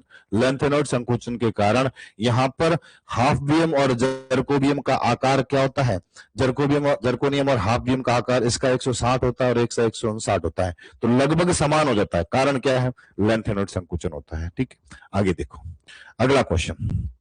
ये भी क्वेश्चन एक बहुत बढ़िया क्वेश्चन है और इसमें आप निकाल सकते हो। वैसे इलेक्ट्रॉनिक विन्यास का पूछा है 10वां क्वेश्चन। टर्बियम 4f श्रेणी का संबंधित है, कौन सी श्रेणी से है, 4f श्रेणी से होता है। मतलब है क्या, ये लेंथेनॉइड है, क्या है, लेंथेनॉइड होता है। अब लेंथेनॉइड के इलेक्ट्रॉनिक विन्यास से श्योरली क्वेश्चन आरपीएससी पूछती है, जैसा कि आपने पिछले प्रीवियस ईयर क्वेश्चंस को देखा होगा। जो आपका इलेक्ट्रॉनिक विन्यास है उसको भी मैं थोड़ा सा शॉर्टली बताऊंगा, पूरी टेबल का याद करवाऊंगा। इसकी परमाणु संख्या कितनी होती है? 65 होता है। इसका इलेक्ट्रॉनिक विन्यास कौन सा होगा? टर्बियम का जो इलेक्ट्रॉनिक विन्यास होता है वो क्या होता है? अगर आप देखते हो टर्बियम का इलेक्ट्रॉनिक विन्यास, तो एक चीज को समझ लेना कि जो लेंथेनॉइड होते हैं उसमें डी कोष के अंदर जो इलेक्ट्रॉन होते हैं, डी कोष में जो इलेक्ट्रॉन होते हैं वो केवल 3 तत्वों में ही होते हैं। कौन से में होता है? एक तो सीरियम का होता है, एक आपका गैडोलिनियम का होता है, और एक आपका कौन सा होता है? लुटेशियम का होता है। ये 3 तत्व ऐसे होते हैं जिनके अंदर डी के अंदर एक इलेक्ट्रॉन होता है। तो यहां पर डी के अंदर एक इलेक्ट्रॉन हो ही नहीं सकता, तो ये तो हो ही नहीं सकता, क्योंकि डी के अंदर टर्बियम के अंदर नहीं होता है। यहां भी डी है तो ये भी नहीं हो सकता। लेकिन इन दोनों में से ऑप्शन ए और ऑप्शन बी में से देखें तो 4f9 क्या होता है? इसके पहले कौन से, मतलब 65 है, 65 से 54 पे जिनोन आती है। 4f9 54 और 9 कितने हुए? 63 और 2 और बचे कितने? 63 और 2 5,6s2 हो जाएगा। अब देखो ये क्यों नहीं हुआ? ये क्यों नहीं हुआ? क्योंकि इसको आप देखो कितने हो रहे हैं, ये जिनोन कितने पे आ रहे हैं? 54 पे आती है। 54 और बस ये कितने होते हैं? 64 ही होते हैं। लेकिन यहाँ परमाणु क्रमांक कितना है? 65 है। तो ये हो जाएगा 4f9 6s2। ये ऑप्शन नंबर ए इस क्वेश्चन का राइट बैठेगा। लेकिन और भी चीजें हैं, मैं आपको इस टेबल से और भी चीजें क्लियर करवाऊंगा कि किस किस का आपको याद रखना है और कैसे रखना है। चलो एक चीज देख लेना कि इनके इलेक्ट्रॉनिक विन्यास में एक तो आपका F2 विन्यास नहीं आता है। कौन सा विन्यास नहीं आता है? F के अंदर 2 इलेक्ट्रॉन पूरी टेबल के अंदर नहीं आएंगे। देखो F1 है, उसके बाद सीधा F3 आया है, और एक इसके अंदर F8 नहीं आता है। तो लेंथेनॉइड शब्द आते ही आपके दिमाग में ये आना चाहिए कि F1 और F8 हो ही नहीं सकता। तो सीधी बात है, F1 और F8 हो ही नहीं सकता। F7 2 बार आएगा, F7 2 बार आएगा। लेकिन गैडोलिनियम का हमेशा पूछा जाता है, हर बार पूछा जाता है, कितना होता है? जिनोन आएगा, आगे कितना आएगा? ये जिनोन होगी, और 4f7 5d1 और 6s2। तो डी इलेक्ट्रॉन गैडोलिनियम के अंदर ही आता है। डी इलेक्ट्रॉन के अंदर, डी कोष के अंदर एक ही इलेक्ट्रॉन गैडोलिनियम में आता है, एक लुटेशियम में पड़ा। देखो नीचे ये लुटेशियम पड़ा, इसमें पड़ा है, और एक आपका सीरियम के अंदर पड़ा है। 4f1 5d1 6s2, या 4f7 5d1 6s2 टर्बियम का आपके ये पड़ा है। 4f9 6s2 होता है। ठीक है, बाकी किसी में डी है ही नहीं, डी तीनों में ही है। डी तीन कौन कौन से है? एक आपका सीरियम है, एक आपका गैडोलिनियम है, और एक आपका कौन सा होता है? लुटेशियम आता है। इन तीनों के अंदर ही डी कोष के अंदर एक एक इलेक्ट्रॉन है। डी के अंदर 2 नहीं आएंगे, डी के अंदर 3 नहीं आएंगे, डी के अंदर 4 नहीं आएंगे, डी के अंदर केवल एक आता है। तो यहां पर ये लुटेशियम का इलेक्ट्रॉनिक विन्यास है, ये आप इसको देख लेना। ये पूरी पीरियोडिक टेबल में से अगर मैं आपको बताऊं कि किसका पूछा जाता है, तो एक गैडोलिनियम आरपीएससी का फेवरेट है, इन्होंने ले रखा है, पता नहीं यहां से क्वेश्चन आता है। यूरोपियम का पूछते हैं, सेमेरियम का पूछते हैं, टर्बियम का पूछते हैं, और इसके अलावा इतने पूछेंगे। इट्रोबियम का भी कभी कभी पूछा जाता है। 4f14 6s2 होता है। ये इलेक्ट्रॉनिक विन्यास याद कर लेना। ठीक है, आगे देखो 11 नंबर का क्वेश्चन है, और शानदार क्वेश्चन है। ये मैंने टेलीग्राम पे शेयर किया था रात को 1 बजे के आसपास। मैं नोट्स बना रहा था, तो उस दिन बैठ के कर रहा था, तो मैंने लिखा था। 11 नंबर का क्वेश्चन कह रहा है कि नीचे दिए गए लेंथेनॉइड हाइड्रोक्साइडों की सामान्य क्षारीय सामर्थ्य का बताना है। क्षारीय सामर्थ्य, हाइड्रोक्साइडों की क्षारीयता। अब देखो एक आवर्त के अंदर आप लेंथेनॉइड में लेंथेनम से लेकर लुटेशियम तक जाओगे, तो परमाणविक त्रिज्या में क्या आएगी? परमाणविक त्रिज्या में क्या आती है? परमाणविक त्रिज्या में आप कहोगे सब कमी आती है, परमाणविक त्रिज्या में कमी आएगी। अब आकार छोटा होगा, अगर आकार क्या होगा? बड़ा होगा, तो उसकी क्षारीयता क्या होगी? आकार बड़ा होगा तो क्षारीयता क्या होगी? कम होगी। तो अगर मैं कहूं कि एक आवर्त में बाएं से दाएं लेंथेनम से लुटेशियम तक गए, परमाणविक त्रिज्या क्या हुई? घटी। परमाणविक त्रिज्या घटी। तो इसमें पूछा है कि सबसे ज्यादा क्षारीय प्रकृति का कौन होता है, तो सबसे ज्यादा प्रवृत्ति का ये होता है। आप लैंथेनम से लेकर लुटेशियम तक जाओ, लैंथेनम से लेकर लुटेशियम तक जाओ, आपके क्या होगी, क्षारीयता घटेगी, क्षारीयता घटेगी, क्षारीयता घटती है। जिसका आकार बड़ा है, जिसका आकार बड़ा है, मैंने क्या लिखा, मैंने कहा लिखा, आकार बड़ा है तो उसकी क्षारीयता अधिक होगी। अब आकार बड़ा किसका है, लैंथेनम का आकार बड़ा है। अगर आपने ये देख लिया कि आकार किसका ज्यादा है, आकार ज्यादा किसका है, लैंथेनम का ज्यादा होगा, लुटेशियम का सबसे कम होगा, सीरियम का उसके बाद होगा। तो यहां पर सबसे पहले नंबर पे कौन आएगा, लैंथेनम वाला एक, ये 2 नंबर पे आएगा और ये 3 नंबर पे आएगा। तो ये पहला, ये तीसरा और ये दूसरा, ऑप्शन नंबर ए राइट होगा। देखो कहां लिखा है, केमिस्ट्री वाला जो कोर्स है उसमें मैंने करवाया है, एनसीईआरटी में नहीं दे रखा है, लेकिन लैंथेनॉइड संकुचन के कारण होता है, ये इसका प्रभाव पड़ता है, वो लैंथेनॉइड संकुचन के कारण। लैंथेनाइडों के हाइड्राइडों के क्षारीय गुण, लैंथेनाइडों के हाइड्राइडों के क्षारीय गुण क्या होते हैं कि लैंथेनाइडों में आकार बढ़ने पर उसके द्वारा इलेक्ट्रॉन त्यागने की प्रवृत्ति बढ़ती जाती है। इलेक्ट्रॉन त्यागने की प्रवृत्ति बढ़ेगी तो इलेक्ट्रॉन त्यागने की प्रवृत्ति उसका क्षारीयता का माप होती है। आकार बढ़ेगा तो इलेक्ट्रॉन त्यागने की प्रवृत्ति बढ़ेगी। अगर आकार छोटा है तो इलेक्ट्रॉन नाभिक के पास में बहुत कम दूरी पे है, तो वो इलेक्ट्रॉन त्यागने की प्रवृत्ति कम हो जाएगी, और इलेक्ट्रॉन त्यागने की प्रवृत्ति किसी भी क्षार की क्षारीयता का माप होती है। अतः आयनिक त्रिज्या में कमी से क्षारीयता घटती है। आयनिक त्रिज्या में कमी से, अब इधर से उधर की तरफ जाओगे, आयनिक त्रिज्या घटेगी तो क्षारीयता भी घटती है। अतः लैंथेनाइड आयनों की क्षारीयता का क्रम, तो लैंथेनम का जो आयन होता है वो सबसे अधिक क्या होता है, क्षारीय होता है। तो यहां नोट करके लिखा है कि LaOH का होल 3 अत्यधिक क्षारीय और LuOH का होल 3 सबसे कम क्षारीय होता है। तो यहां पर यही चीज दिखी है ना, ये LuOH3 का सबसे कम क्षारीय, ये क्या होता है, सबसे कम क्षारीय होता है, सबसे कम क्षारीय होता है, ये सर्वाधिक क्षारीय होता है, ये दूसरे नंबर पे आता है। तो क्वेश्चन नंबर कौन सा राइट हो जाएगा आपके, इसका ऑप्शन नंबर कौन सा, ए नंबर का जो ऑप्शन है, नंबर ए का जो ऑप्शन है वो राइट हो जाएगा, ये वाला। ठीक है, क्लियर है, यहां तक सारी चीजें अगर क्लियर है तो फिर अगले क्वेश्चन की तरफ बढ़ते हैं। ये वापस वही बात आ गई कि +3 ऑक्सीकरण अवस्था की इनकी त्रिज्याओं का क्रम पूछ लिया। देखो +3 ऑक्सीकरण अवस्थाओं में त्रिज्या का क्रम पूछ लिया, CE, PM, GD और DY, इनकी आयनिक त्रिज्याओं का क्रम पूछा। त्रिज्या का वही क्रम होता है कि एक लैंथेनम से लेकर लुटेशियम तक जाओगे, परमाणविक त्रिज्या के मान में कमी आती है। ये टेबल आपने देखी होगी, ये जो टेबल थी, अगर आपके पास में वो टेबल है, टेबल कहां गई, वो एक ग्राफ बना हुआ था ना, वो कहां गया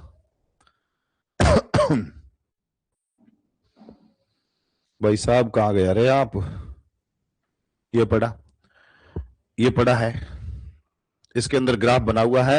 ये ग्राफ कह रहा है कि लैंथेनम से लुटेशियम तक जाओगे, परमाणविक त्रिज्या के मान में क्या आएगी, कमी आती है। तो चलिए अपने उस क्वेश्चंस की तरफ, कहां गया क्वेश्चन, वैसे मैं डाल रखा है, चलो आगे डाला हुआ है कि ये वाला क्रम, लैंथेनम से लेकर लुटेशियम तक जाओगे, परमाणविक त्रिज्या के मान में कमी आएगी। तो इसका आंसर कौन सा हो जाएगा, ये मैंने बता रखा है, सीधा बता रहा हूं कि ये इसका आंसर होगा, सीरियम सबसे पहले आता है, उसके बाद PM, GD, DY होता है, ये इसका हो जाएगा ऑप्शन नंबर सी हो जाएगा। आगे देखो, हर क्वेश्चन को जहां से उठाया है उसका प्रूफ दे रहा हूं, और कुछ क्वेश्चन ऐसे होते हैं जिसको समझना पड़ता है अपने खुद को, तो वो प्रूफ नहीं है। नीचे 2 कथन दिए गए हैं, एक को अभिकथन ए और दूसरा उसका कारण आर से चिन्हित किया गया है। अभिकथन ए, अब RPSC का ये ट्रेंड हो गया है कि ऐसे क्वेश्चन बायो में तो खूब पूछे, हो सके कि अगली बार केमिस्ट्री के अंदर भी ऐसा क्वेश्चन आपको देखने को मिले। तो निश्चित रूप से ऐसा क्वेश्चन आता है तो फिर आपके गलत नहीं होना चाहिए, गलत नहीं होना चाहिए। ठीक है, कह रहा है कि 4f electron 5f electron 4f इलेक्ट्रॉनों की तुलना में कई अधिक सीमा तक बंधन में भाग लेते हैं।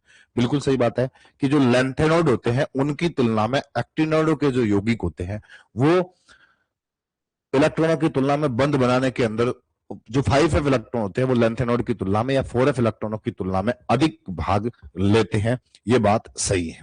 दूसरा, 4f कक्षक जो 5f कक्षक होते हैं 4f कक्षक के समान भरे हुए नहीं होते हैं। बिल्कुल आप जब इनका इलेक्ट्रॉनिक विन्यास को देखोगे, किनके एक्टिनोडों के इलेक्ट्रॉनिक विन्यास को देखोगे, तो इतने जो एफ कक्षक होता है वो पूर्ण रूप से भरा हुआ नहीं होता, क्योंकि वहां इलेक्ट्रॉन कहां जाते हैं, डी उपकोष के अंदर भी जाते हैं। लेकिन लेंथेनॉइड के अंदर अगर डी उपकोष की बात करें तो 3 ही तत्व होते हैं, सीई, जीडी और एलयू। बाकी इनके अंदर जो एफ कक्षक होते हैं, 4 एफ कक्षक होते हैं, वो लगभग क्या होते हैं, भरे हुए होते हैं, उनके अंदर कोई ना कोई इलेक्ट्रॉन होता है, इसलिए इनके इलेक्ट्रॉन बंधन में भाग नहीं ले पाते हैं। ये आपके हो सकता है कि ये सही है, ये भी सही है, ये भी सही है, और ये इसका स्पष्टीकरण भी सही है, तो ये सही है। तो इसका ऑप्शन ए और आर दोनों सत्य है, आर ए की सही व्याख्या करता है। ऑप्शन नंबर सी इस क्वेश्चन का राइट आंसर बैठेगा।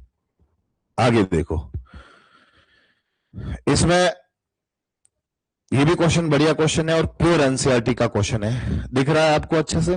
क्या कह रहा है कि नीचे दो कथन दिए गए हैं, एक को अभिकथन ए और दूसरे को कारण आर से चिन्हित किया गया है। अभिकथन ए, पहला कथन क्या कह रहा है कि NiCO4, Ni ये कार्बोनिल कंपाउंड होते हैं, NiCO का होल 4 और FeCO का होल 5। इसमें जो आपका होता है, जो धातु की जो ऑक्सीकरण अवस्था होती है वो क्या होती है, 0 होती है। धातु की जो ऑक्सीडेशन नंबर होती है वो क्या होती है, 0 होती है। तो यहां पर NiCO का होल 4, FeCO का होल 5, धातुओं की ऑक्सीकरण संख्या 0 होती है, ये बात सही है। इसमें धातु की ऑक्सीकरण अवस्था 0 होती है। निम्न ऑक्सीकरण अवस्था तब पाई जाती है जब एक संकुल लिगेंड होते हैं, जब कॉम्प्लेक्स पूरा जो होता है वो एक लिगेंड के रूप में काम करता है, जो पाई दाता नहीं पाई ग्राही, पाई दाता नहीं पाई ग्राही गुण के अतिरिक्त सिग्मा बंध भी प्रदर्शित करता है। पाई ग्राही गुण के अलावा सिग्मा बंध भी प्रदर्शित करता है, तो इसमें सिग्मा बंध भी पाए जाते हैं, इसलिए इनकी ऑक्सीकरण अवस्था क्या पाई जाती है, निम्न पाई जाती है। तो यहां पर ये दाता नहीं होना चाहिए, ये ग्राही होना चाहिए। एक शब्द की वजह से आंसर गलत हो गया, तो ये सही, ये गलत है, ये सही है। मतलब कथन सही है और कारण क्या है, गलत है। कथन सही है और कारण गलत है। देखो क्या ए सही है लेकिन आर क्या है, असत्य है। ऑप्शन नंबर सी इस क्वेश्चन का सही हो जाएगा। ठीक है, चलो आगे देखिए, ये आपका एनसीईआरटी का पेज है और इसमें लिखा हुआ है, इसमें क्या लिखा हुआ है कि आपका, कहां गया, हाँ ये पढ़ा पूरा ही, मैं इसको जूम कर रहा हूं, इसको देखना ढंग से। एक लाइन से दो कथन बनाए, देखना। निम्न ऑक्सीकरण अवस्थाएं तब पाई जाती है जब एक संकुल यौगिक में ऐसे लिगेंड हो जिनमें सिग्मा बंध के अतिरिक्त पाई ग्राही, देखो पाई ग्राही लिखा है, क्या लिखा है, पाई ग्राही लिखा है। लेकिन आपके क्वेश्चन में क्या लिखा है, आपका क्वेश्चन कह रहा है पाई दाता। पाई दाता डोनर नहीं होना चाहिए, कहां गया क्वेश्चन। ये पाई ग्राही गुण भी पाए जाते हैं। उदाहरण के लिए, उदाहरण आपके लिए हुए हैं, NiCO का होल 4 और FeCO का होल 5। ये FeCO का फाइल और निकन और आयरन की ऑक्सीकरण अवस्था 0 होती है। अब इस तरह का एक पेज से कथन और एक लाइन से, 3 लाइनों से कथन और कारण वाले क्वेश्चन बना के अगर आपको मिल रहे हैं, क्या चाहिएगा भाई, इसके अलावा तो कुछ मिल नहीं सकता। बाकी टिक वाले आपको कोई लेना है तो ऐसे जाएंगे, आगे जाओ तो ऐसे जाएंगे, पीछे जाओ तो भी ऐसे जाएंगे। सीधी बात है कि आपने देखा होगा यूट्यूब पे भी कहीं भी वीडियो आते हैं तो इतना डीपली और अच्छे से एक्स्ट्रा चीजें आपको दी जाती हैं, तो मेरे हिसाब से बहुत बढ़िया करवाया जा रहा है। बाकी खूब अच्छा रेस्पॉन्स मिल रहा है कि आपकी एनसीईआरटी ने क्वेश्चंस करके, जब एनसीईआरटी पढ़ के जाते हैं और जब वहां जाके क्वेश्चंस लगाते हैं, वाह वाह क्या बात है। इतना मतलब आनंद आता है कि केमिस्ट्री में 34-35 क्वेश्चन टेस्ट सीरीज के अंदर हम सही करते हैं, तो एक सुकून वाली बात होती है कि अगर एग्जाम के अंदर अगर क्वेश्चंस आ गए तो सीधी बात है कि यहां से 34-35 क्वेश्चन जो करके आएंगे, क्योंकि जो ढंग से पढ़ के जाएगा वो सीधी बात है। मैं गारंटी दे रहा हूं कि जिसने भी इस टेस्ट सीरीज और मेरे कोर्स को ढंग से देख लिया, तो मैं ये प्रचार नहीं कर रहा हूं, अच्छे से अगर देख लीजिए, जिसने ले रखा है, लगभग 600 लोगों ने कोर्स लिया है, तो उन 600 ने अगर ढंग से भी कोर्स को पढ़ लिया, 90 वीडियो के अंदर पूरी केमिस्ट्री करवाई है, करवाऊंगा। अभी 53 वीडियो के अंदर फिजिकल पीछे बची है, 30-35 वीडियो ही होंगे और उसके बाद क्वेश्चन प्रैक्टिस खूब करवाऊंगा। तो केमिस्ट्री में पीछे नहीं रहने देंगे, बायो में भी किताब अच्छी है, पीछे नहीं रहने देंगे। अगर ढंग से पढ़ गए तो एक मेला लगेगा। 15 नंबर गैडोलिनियम, गैडोलिनियम कितने पे आता है, 64 पे आता है, 64 पे आना चाहिए। श्रृंखला से संबंधित है और इसकी परमाणु संख्या 64 होती है। देख लो, मैंने ऐसे ही कह लिया, मैंने तुक्का ठोक लिया तो मेरा भी सही हो गया।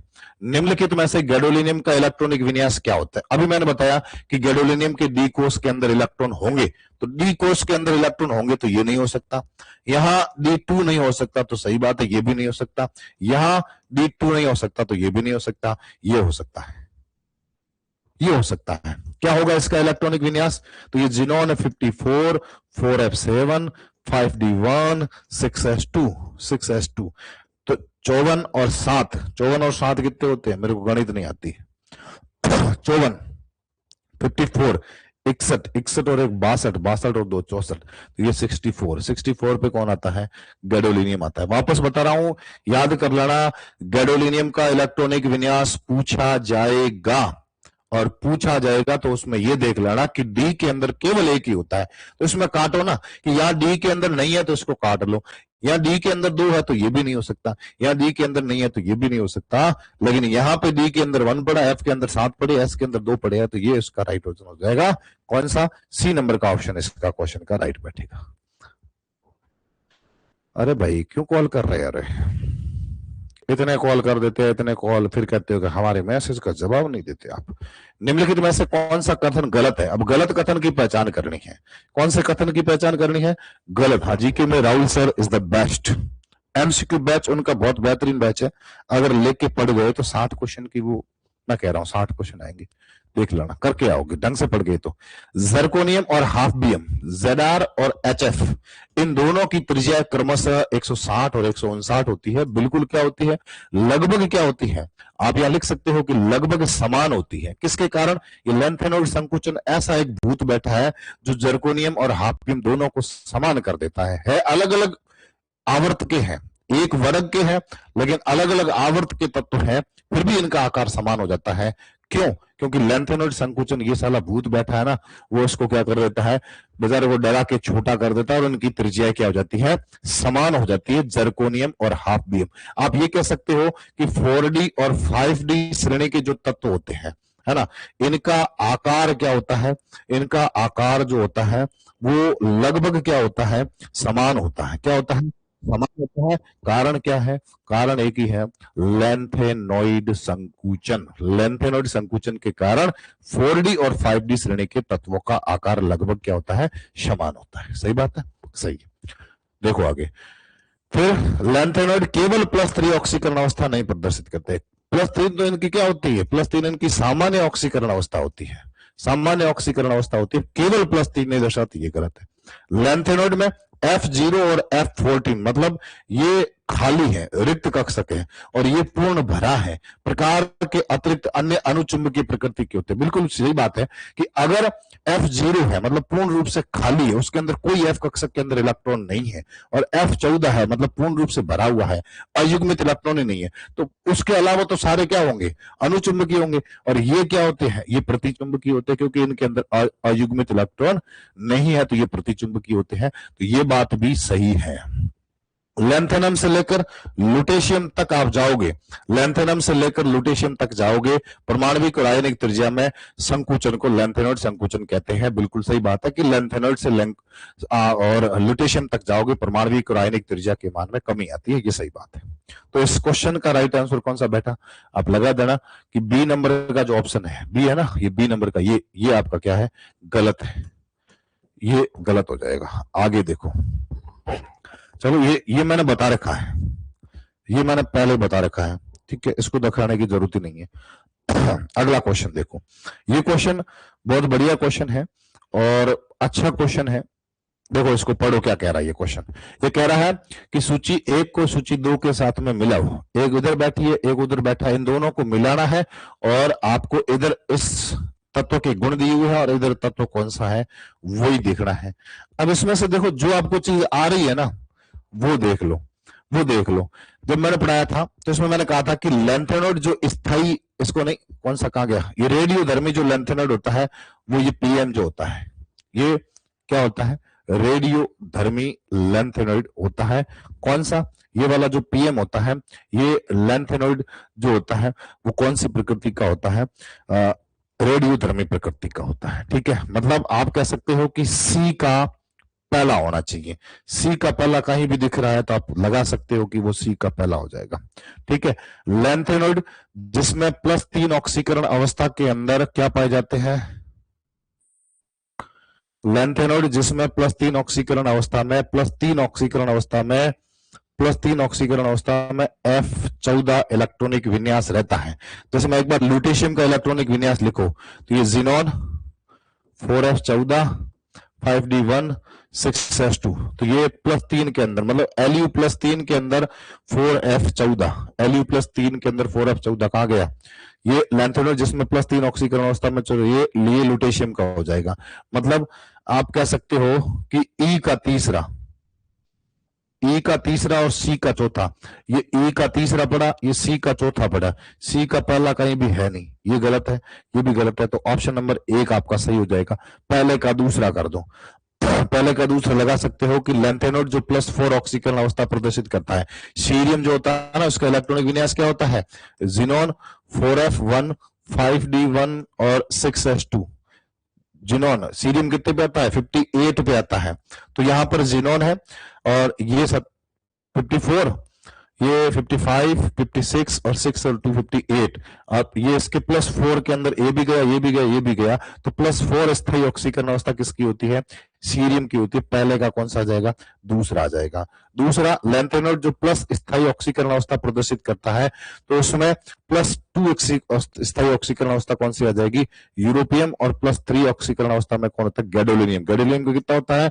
4F7 5D1 और 6S2। ठीक है, यहां पर +3 के अंदर 1 D का जाएगा, 2 S का जाएगा, +4F7 रहेगा, +4S रहेगा, ये हो जाएगा। इसका जो राइट आंसर है वो आपका कौन सा होगा? A2B4 C1 D5 C3। Very good. कौन सा आंसर? ए नंबर का जो आंसर है वो राइट हो जाएगा। सही बात है, बिल्कुल सही है। आगे देखो, अब देखो ये लैंथेनॉइड की ऑक्सीकरण अवस्था है और ग्रेजुएशन की एक बुक का पेज है। इससे कुछ चीजें मैं आपको दिखाना चाहूंगा कि क्या क्या है। अब इस टेबल को आपके सामने देखने से आपको ये पता चल रहा है कि ये जो दो तत्व होते हैं वो +2 ऑक्सीकरण अवस्था, और ये जो दो तत्व होते हैं वो +2 ऑक्सीकरण अवस्था प्रदर्शित करते हैं। अब कोष्टक का मतलब ये हुआ कि जो कोष्टक के अंदर है वो +2 स्थायी ऑक्सीकरण अवस्था होती है। तो ये दो तत्व कौन से है? एक आपका SM, एक SM और एक EU, यूरोपियम और सेमेरियम, ये दोनों, और दूसरा कौन सा? ये TM और ये YB, ये दोनों, ये 4 तत्व ऐसे होते हैं जो +2 ऑक्सीकरण अवस्था दर्शाते हैं। इन चारों के नाम अलग लिख देना कि लैंथेनॉइड जो +2 ऑक्सीकरण अवस्था, सामान्य ऑक्सीकरण अवस्था तो +3 होती है, उसके अलावा +2 भी दर्शाते हैं। तो एक आपका SM और EU, एक TM और YB, ये 4 तत्व लिख देना। कौन सा लिखना है? SM, EU, और कौन सा था? TM और YB। ठीक है, इटरबियम। ये 4 क्या होते हैं? ये +2 ऑक्सीडेशन नंबर दर्शाएंगे, पेपर के ऊपर लिख देना। इनके अलावा +2 कोई नहीं दर्शाएगा। और ये 6 तत्व ऐसे होते हैं जो +4 ऑक्सीकरण अवस्था दर्शाते हैं। तीनों के नाम याद कर लाना, सीरियम, PR और ND, और नीचे वाले जो 4 तत्व आपके यहां से बैठते TB DY HO, ये 3 और ये 3, टोटल 6 तत्व ऐसे होते हैं। तो ये कौन सी ऑक्सीकरण? +4 ऑक्सीकरण अवस्था, और बाकी सबकी क्या है? सामान्य ऑक्सीकरण अवस्था +2 ही होती है। इसको देख लेना। आगे देखो, तत्वों की चुंबकीय प्रकृति अयुग्मित इलेक्ट्रॉनों की उपस्थिति पर निर्भर करती है, ये बात बिल्कुल सही है। संक्रमण तत्वों के विन्यास की पहचान करें जो उच्चतम चुंबकीय आघूर्ण दर्शाएगा, जिसमें अब उच्चतम चुंबकीय आघूर्ण जिसके अंदर आप कह सकते हो कि अयुग्मित इलेक्ट्रॉन जिसमें ज्यादा है, अयुग्मित इलेक्ट्रॉन जिसमें अधिक होंगे, अयुग्मित इलेक्ट्रॉन जिसमें ज्यादा होंगे, उसका जो आप कह सकते हो कि चुंबकीय आघूर्ण क्या होगा? ज्यादा होगा। यहां आप D7 को देखो, D7 को तो देखो तो D7 के अंदर इलेक्ट्रॉन भर के देख लो, 1 2 3 4 5, 5 के साथ में ये 6, ये 7, पीछे कितने बचे? इसके पास में 3 अयुग्मित इलेक्ट्रॉन। D5 को भर के देख लो, ये 1 2 3 4 5, ये 1 ये 2 ये 3 ये 4 ये 5, इसके पास कितने बचे? 5 बचे। इसके पास कितने बचे? 8 है ना, तो इसके पास 2 बचेंगे। ये 1, ये 2, ये 3, ये 4, ये 5, ये 6, ये 7, ये 8, ये कितने बचे? 2 बचे। तो इसके पास 2 बचे और इसके पास भी 2 बचे। जिसमें ज्यादा अयुग्मित इलेक्ट्रॉन है उसका चुंबकीय आघूर्ण ज्यादा होगा। D5 है तो इसका आंसर क्या बैठेगा? बी नंबर का ऑप्शन सही बैठेगा। ये भी बहुत बढ़िया क्वेश्चन है, शानदार क्वेश्चन है, अच्छा क्वेश्चन है। और देखो इसमें सामान्यतः संक्रमण तत्व अयुग्मित इलेक्ट्रॉनों की उपस्थिति के कारण रंगीन लवण बनाते हैं। बिल्कुल सही बात है कि इनके अंदर अगर अयुग्मित इलेक्ट्रॉन है तो ये चुंबकीय आघूर्ण भी दर्शाएंगे। अगर इनके अंदर अयुग्मित इलेक्ट्रॉन है, अगर इनके अंदर अयुग्मित इलेक्ट्रॉन है तो ये क्या दर्शाते हैं? चुंबकीय आघूर्ण भी दर्शाते हैं और उसके साथ साथ ये रंग भी प्रदर्शित करते हैं। क्या प्रदर्शित करते हैं? रंग भी प्रदर्शित करते हैं। तो अब इनमें से ऐसा कौन सा तत्व है जो रंग प्रदर्शित करता है, रंगीन होगा? इनमें से कौन सा यौगिक है जो ठोस अवस्था के अंदर क्या होता है? रंगीन होता है। अब एक बात को और ढंग से समझ लो कि रंगीन कब होगा? जब उसके अंदर अयुग्मित इलेक्ट्रॉन होंगे। क्या होंगे? अयुग्मित इलेक्ट्रॉन होंगे तो ही उसके अंदर क्या आएगा? रंगीन कलर आएगा। तो यहां पर देखो कौन सा तत्व? जिंक है। जिंक का इलेक्ट्रॉनिक विन्यास क्या होता है? 3d10 होगा। 3d10 4s2 होता है। अब यहाँ पर दो इलेक्ट्रॉनिक विन्यास है तो ये Zn+2 अवस्था में है और Zn+2 अवस्था में इसके पास कितना इलेक्ट्रॉन? d10 रहेगा और ये क्या होगा? अयुग्मित इलेक्ट्रॉन नहीं है तो ये रंगीन हो जाएगा। यहाँ Cu+2, यहाँ कॉपर कौन सी अवस्था में है? Cu+2 अवस्था में है। कौन सी अवस्था में है? Cu+2। दो कॉपर है लेकिन एक कॉपर कौन सी अवस्था में है? Cu+1 में है। Cu+1 में है तो Cu का कितना हो जाएगा? 3d10 4s1 होता है। तो ये कितना हो जाएगा? 3d10 हो जाएगा। तो यहाँ भी कितना होगा? 10 इलेक्ट्रॉनिक विन्यास। ये भी रंगीन होगा और ये भी रंगीन होगा। यहाँ मरकरी, मरकरी कितने पे आती है? 80 पे आती है और 80 इसमें भी इसका इलेक्ट्रॉनिक विन्यास क्या होता है? पूर्ण भरा स्थायी विन्यास होता है। पूर्ण भरा स्थायी विन्यास होने के कारण मरकरी क्या नहीं होती है? संक्रमण तत्व ही नहीं बना जाता। पीछे क्या बचा? कॉपर बचा और कॉपर के अंदर क्या होता है? अयुग्मित इलेक्ट्रॉन। यहाँ कॉपर कौन सी? Cu+2 अवस्था में होगा और Cu+2 अवस्था में D9 बचता है। D9 है तो कौन से अयुग्मित इलेक्ट्रॉन? एक अयुग्मित इलेक्ट्रॉन आएगा जिसकी वजह से ये चुंबकीय आघूर्ण प्रदर्शित करेगा और ये क्या होगा? रंगीन होगा। कैसा होगा? आपकी तरह रंगीन होगा। ठीक है, चलो क्लियर था वो। अब देखो आगे, ये जो डी ब्लॉक के तत्व होते हैं वो हमेशा उत्प्रेरक के रूप में काम में लिए जाते हैं। इनकी जो प्रवृत्ति होती है वो उत्प्रेरक के रूप में काम में आते हैं। अधिकांश जो ऑर्गेनिक रिएक्शंस होती हैं, जैसे आप अगर एल्कीनों का हाइड्रोजनीकरण देखो, वनस्पति तेल से वनस्पति घी निर्माण की विधि देखो, या फिर और भी कुछ अभिक्रिया वॉकर प्रकरण देख लो, संपर्क कक्ष विधि, सल्फ्यूरिक अम्ल के निर्माण की विधि देख लो, उसमें आपके जो तत्व आते हैं वो वर्ग संख्या, ये मतलब पीरियोडिक टेबल के अंदर डी ब्लॉक के वो मैक्सिमम तत्व होते हैं। कौन से होते हैं? डी ब्लॉक के ही होते हैं। अब देखो, अगर मैं बात करूं अमोनिया निर्माण की जो हैबर प्रक्रिया होती है, इसके अंदर कौन आता है? FeMO आता है। कौन आता है? FeMO आता है। और ये जो आयरन होता है ये क्या होता है? सूक्ष्म विभाजित होता है, मतलब छोटी छोटी इसकी चूर्ण होती है। तो सूक्ष्म विभाजित आयरन हैबर विधि के अंदर काम में लिया जाता है Fe। तो ये कैसे होता है? N2+H2 2NH3 बनता है, अमोनिया बनता है। अमोनिया निर्माण की विधि होती है हैबर विधि, उसके अंदर ये जिगलर नाटा उत्प्रेरक के अंदर क्या होता है? ये जिगलर नाटा उत्प्रेरक का फॉर्मूला है तो ये 1 पे जाएगा। E का पहला, D का कौन सा? पांचवा। E का पहला, D का पांचवा। उसके बाद में अगर मैं बात करूं हाइड्रोजन की उपस्थिति निकल धातु में वनस्पति तेल से वनस्पति घी निर्माण की प्रक्रिया होती है ना, CH2 डबल बॉन्ड CH2, इसके ऊपर आपने अपचयन करवाया, निकल की उपस्थिति में करवाया, CH3 बना, एल्कीन से एल्केन का निर्माण। तो पहले का कौन सा आ जाएगा? तीसरा आ जाएगा। पहले का तीसरा। उसके बाद में ये वेनेडियम पेंटाऑक्साइड होता है जिसका उपयोग H2SO4 निर्माण की विधि होती है, संपर्क कक्ष विधि, उसमें क्या जाता है? इसका दूसरा आ जाएगा। और यहाँ पे क्या बच जाएगा? चौथा बच जाएगा, जो सेंडमेर अभिक्रिया होती है। सेंडमेर अभिक्रिया एल्डिहाइडों की अभिक्रिया होती है, उसके अंदर ये पाई जाती है। चौथा होगा 3 4 2 5 1। तो ये 3 4 2 5 1 ऑप्शन नंबर ए इस क्वेश्चन का राइट आंसर हो जाएगा। ठीक है, ओके। आगे देखो, निम्नलिखित में से गलत कथन का चयन कीजिए।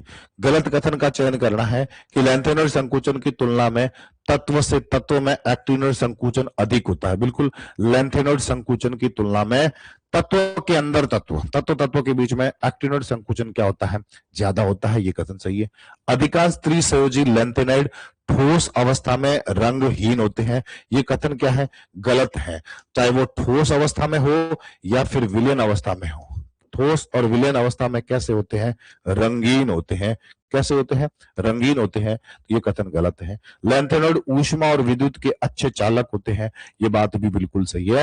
एक्टिनॉइड की अत्यधिक अभिक्रियाशील धातुएं होती हैं जो विशेष रूप से सूक्ष्म विभाजित होती हैं। एक्टिनॉइड जो धातुएं होती हैं वो बहुत क्रियाशील धातुएं होती है जब उनको छोटे छोटे चूर्ण के रूप में बांटा जाता है।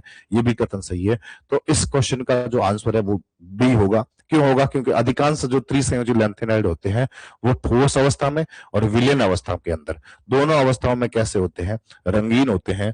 कैसे होते हैं, रंगीन होते हैं। इस बात को ध्यान रखना। ठीक है, आगे देखो। फिर ये क्वेश्चन मैंने पहले ही इसको बता दिया है कि आपका जो जर्कोनियम 40 है और हाफ बीम 72 है, एक ही वर्ग के तत्व है, आवर्त अलग अलग है, इनकी परमाणविक और आयनिक त्रिज्या समान होती है, कारण एक ही है। लैंथेनॉइड संकुचन नाम का एक भूत होता है। ये भूत क्या करता है, इसको डरा देता है और उनके आकार को क्या कर देता है, कम कर देता है, समान कर देता है। लैंथेनॉइड संकुचन। सी नंबर का ऑप्शन इस क्वेश्चन का क्या होगा, राइट होगा। आगे देखो, ये भी बहुत बढ़िया है, शानदार क्वेश्चन है कि सूची 1 को सूची 2 के साथ में आपको मिलाना है और नीचे कूट दिए गए हैं, उस कूट की सहायता से सही उत्तर का चयन करना है। ठीक है, देखो क्या लिखा है। अभी मैंने आपको पीछे बताया कि वह धातु जो परिवर्तनशील ऑक्सीकरण अवस्था प्रदर्शित नहीं करता है वो स्कैंडियम होता है। तो स्कैंडियम का आपको दिख रहा है, ये पहला। तीसरे का कौन सा हो गया, सी का पहला हो गया। ठीक है, उसके बाद देखो, धातु को 3D संक्रमण डी ब्लॉक में रखा गया है लेकिन उसे संक्रमण तत्व नहीं माना जाता। कौन कौन से होते हैं, जिंक, कैडमियम और मरकरी। जिंक, कैडमियम और मरकरी को संक्रमण तत्व नहीं माना जाता है। तो जिंक, कैडमियम और मरकरी, ये जिंक पड़ा है तो ये संक्रमण तत्व नहीं माना जाता है, इनको संक्रमण तत्व नहीं माना जाता है। इसका कौन सा हो जाएगा, चौथा हो जाएगा। वह धातु जो अधिकतम ऑक्सीकरण अवस्था प्रदर्शित करती है, डी ब्लॉक के अंदर जो Mn धातु होती है, मैग्नीज होती है, वो +7 तक अधिकतम ऑक्सीकरण अवस्था प्रदर्शित करती है। तो ये मैग्नीज +7 तक ऑक्सीकरण अवस्था प्रदर्शित करती है, जो डी ब्लॉक के अंदर 3D श्रेणी के अंदर मध्य में उपस्थित होती है। और उसके बाद क्या बच गया कि वह धातु जो जलीय विलयन में ऑक्सीकरण अवस्था विसमानुपातन से गुजरती है, +1 ऑक्सीकरण अवस्था में विसमानुपातन से गुजरती है, 2 हो जाएगा। तो 3 4 2 1 है कहीं, 3 4 1 2, 3 4 1 2, बी नंबर का ऑप्शन है इस क्वेश्चन का सही हो जाएगा। 3 4 1 2, 3 4 1 2। ठीक है, चलो आगे चलो, आगे चलो भाई, आगे चलो।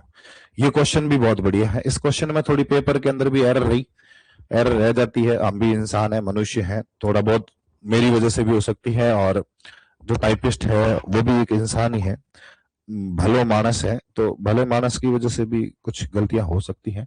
तो यहाँ पर सूची 1 को सूची 2 के साथ में सम्मिलित कीजिए। सूची 1 के अंदर एक्टिनोइड दिया हुआ है और उसका इलेक्ट्रॉनिक विन्यास।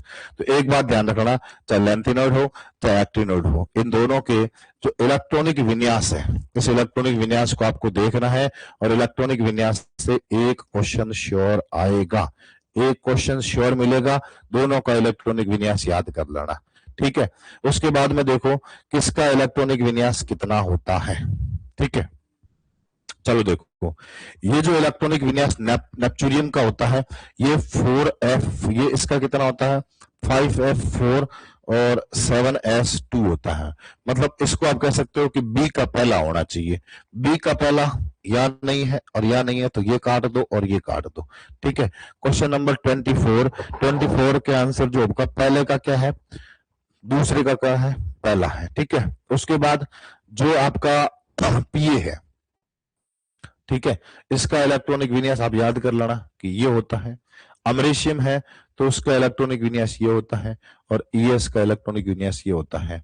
मतलब पहले का तीसरा, फिर दूसरे का पहला, फिर चौथा, और फिर दूसरा 3 1 4 2, 3 1 4 2 है क्या, 3 1 4 2, कौन सा ऑप्शन, सी है। इलेक्ट्रॉनिक विन्यास आपको याद ही करना पड़ेगा। क्या है, बी सी 3 4 1 2, 3 4 नहीं, 3 4 1 2 कैसे कह रहे हो? 3 4 1 2 नहीं, अशोक माली 3 1 4 2, 3 1 4 2 सही है, सी नंबर का ऑप्शन। अब ये इलेक्ट्रॉनिक विन्यास पड़ा है, देख लेना इसमें से जो मैं बता रहा हूं उनको याद कर लेना। कौन कौन से याद करने आपको?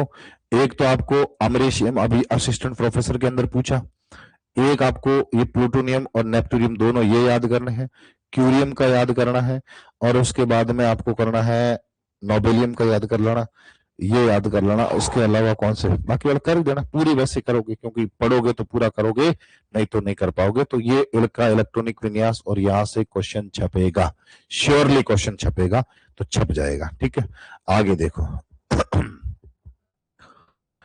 जलीय विलयन में, जलीय विलयन में Cu+2, Cu+2 का स्थायित्व Cu+ लवणों से अधिक होता है। कारण क्या है?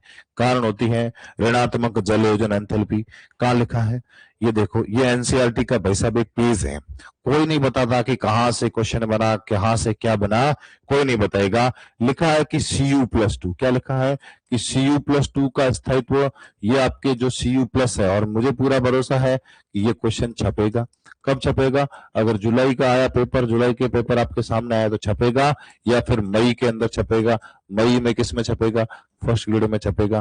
तो यहां पर Cu+2 का स्थायित्व Cu+ से अधिक होने का कारण इसकी जलयोजन एंथैल्पी का Cu+2 की तुलना में बहुत अधिक ऋणात्मक मान होता है। तो यही बात होता है कि जलयोजन एंथैल्पी होती है जिसके कारण Cu+2 का स्थायित्व Cu+ की तुलना में अधिक होता है, जो कॉपर की द्वितीय आयरन एंथैल्पी की क्षतिपूर्ति से अधिक होता है। ये क्वेश्चन छपने वाला है, ये क्वेश्चन छपने वाला है, इंपॉर्टेंट है, कभी पूछा नहीं है तो अभी आ सकता है। ठीक है, याद कर लेना, क्वेश्चन आएगा, 100% आएगा, इतना कोई नहीं करवाएगा। लैंथेनाइडों का वह युग्म जो क्या होता है, जो क्या होता है आपका प्रतिचुंबकीय होता है। क्या होता है? प्रतिचुंबकीय होता है। मतलब इसके अंदर अयुग्मित इलेक्ट्रॉन नहीं होने चाहिए। क्या नहीं होने चाहिए? अयुग्मित इलेक्ट्रॉन नहीं होने चाहिए।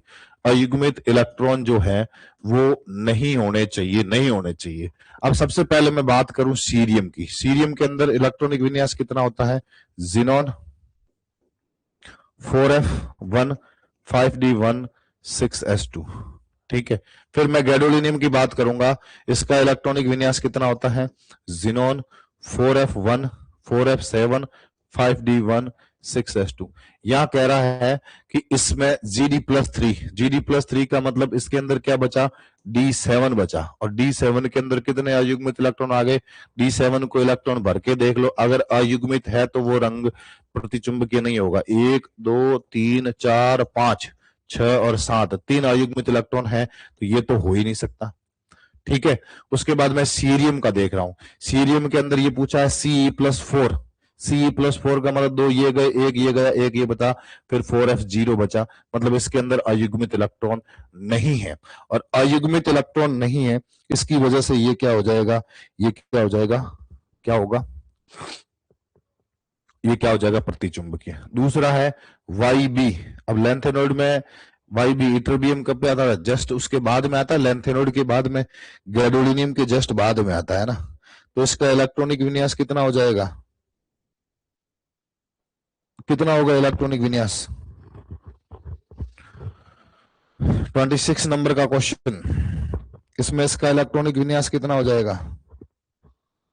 इटरबियम कहां पे आता है? देखो, अब याद मेरे को भी नहीं है इलेक्ट्रॉनिक विन्यास, सही बात है कि बहुत टाइम हो गया है, तो सारी चीजें याद रहना कोई जरूरी नहीं है। आप तो फिर भी पढ़ रहे हो, और मुझे याद नहीं है तो भी मेरे कोई फर्क नहीं पड़ेगा, मेरे कोई फर्क नहीं पड़ेगा। इटरबियम कहां पे आ रहा है? ये तो ये आया।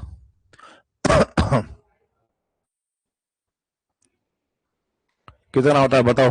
YB का इलेक्ट्रॉनिक विन्यास बताओ कितना होता है? यही है? ये है या अलग है? अरे भाई तू कहाँ गई रे? कितना होता है बताओ? 14 और 02, तो 14 और 02, चलो कहाँ गया अपना प्रश्न? कहाँ गया रे, कहाँ गया रे, कहाँ गया रे? अरे तू कहाँ गया? ये पढ़ा। YB+2 का है ना, हाँ YB+2 ये होता है 4F14 और 5S2 होता है, 6S2 होता है। तो ये +2 है तो इसके अंदर 4F14 आ जाएगा। 14 इलेक्ट्रॉनिक विन्यास मतलब स्थायी विन्यास, इसमें भी कोई अयुग्मित इलेक्ट्रॉन नहीं है, तो ऑप्शन नंबर ए इस क्वेश्चन का क्या हो जाएगा, राइट हो जाएगा। ठीक है, इसमें 0 और इसमें 14, इसमें ये प्रतिचुंबकीय होंगे, बाकी वाले सब अनुचुंबकीय होते हैं। देखो आगे देख लो, इसमें भी थोड़ी सी एरर थी, ज्यादा कुछ नहीं थी, लेकिन एनसीईआरटी पढ़ी है तो उसके पकड़ में आ गई थी। निम्नलिखित में से कौन सा गलत कथनों का चयन करें। गलत कथन देखने हैं कि Mn के अतिरिक्त केवल Fe और CO ही है जो फ्लोरीन के साथ ट्राई हैलाइड बनाते हैं। बिल्कुल सही बात है कि मैग्नीज के अतिरिक्त मैग्नीज ट्राई हैलाइड बनाता है, तो ये Mn, ये मैग्नीज का ट्राई हैलाइड पड़ा है, ये मैग्नीज का ट्राई हैलाइड, एक मिनट,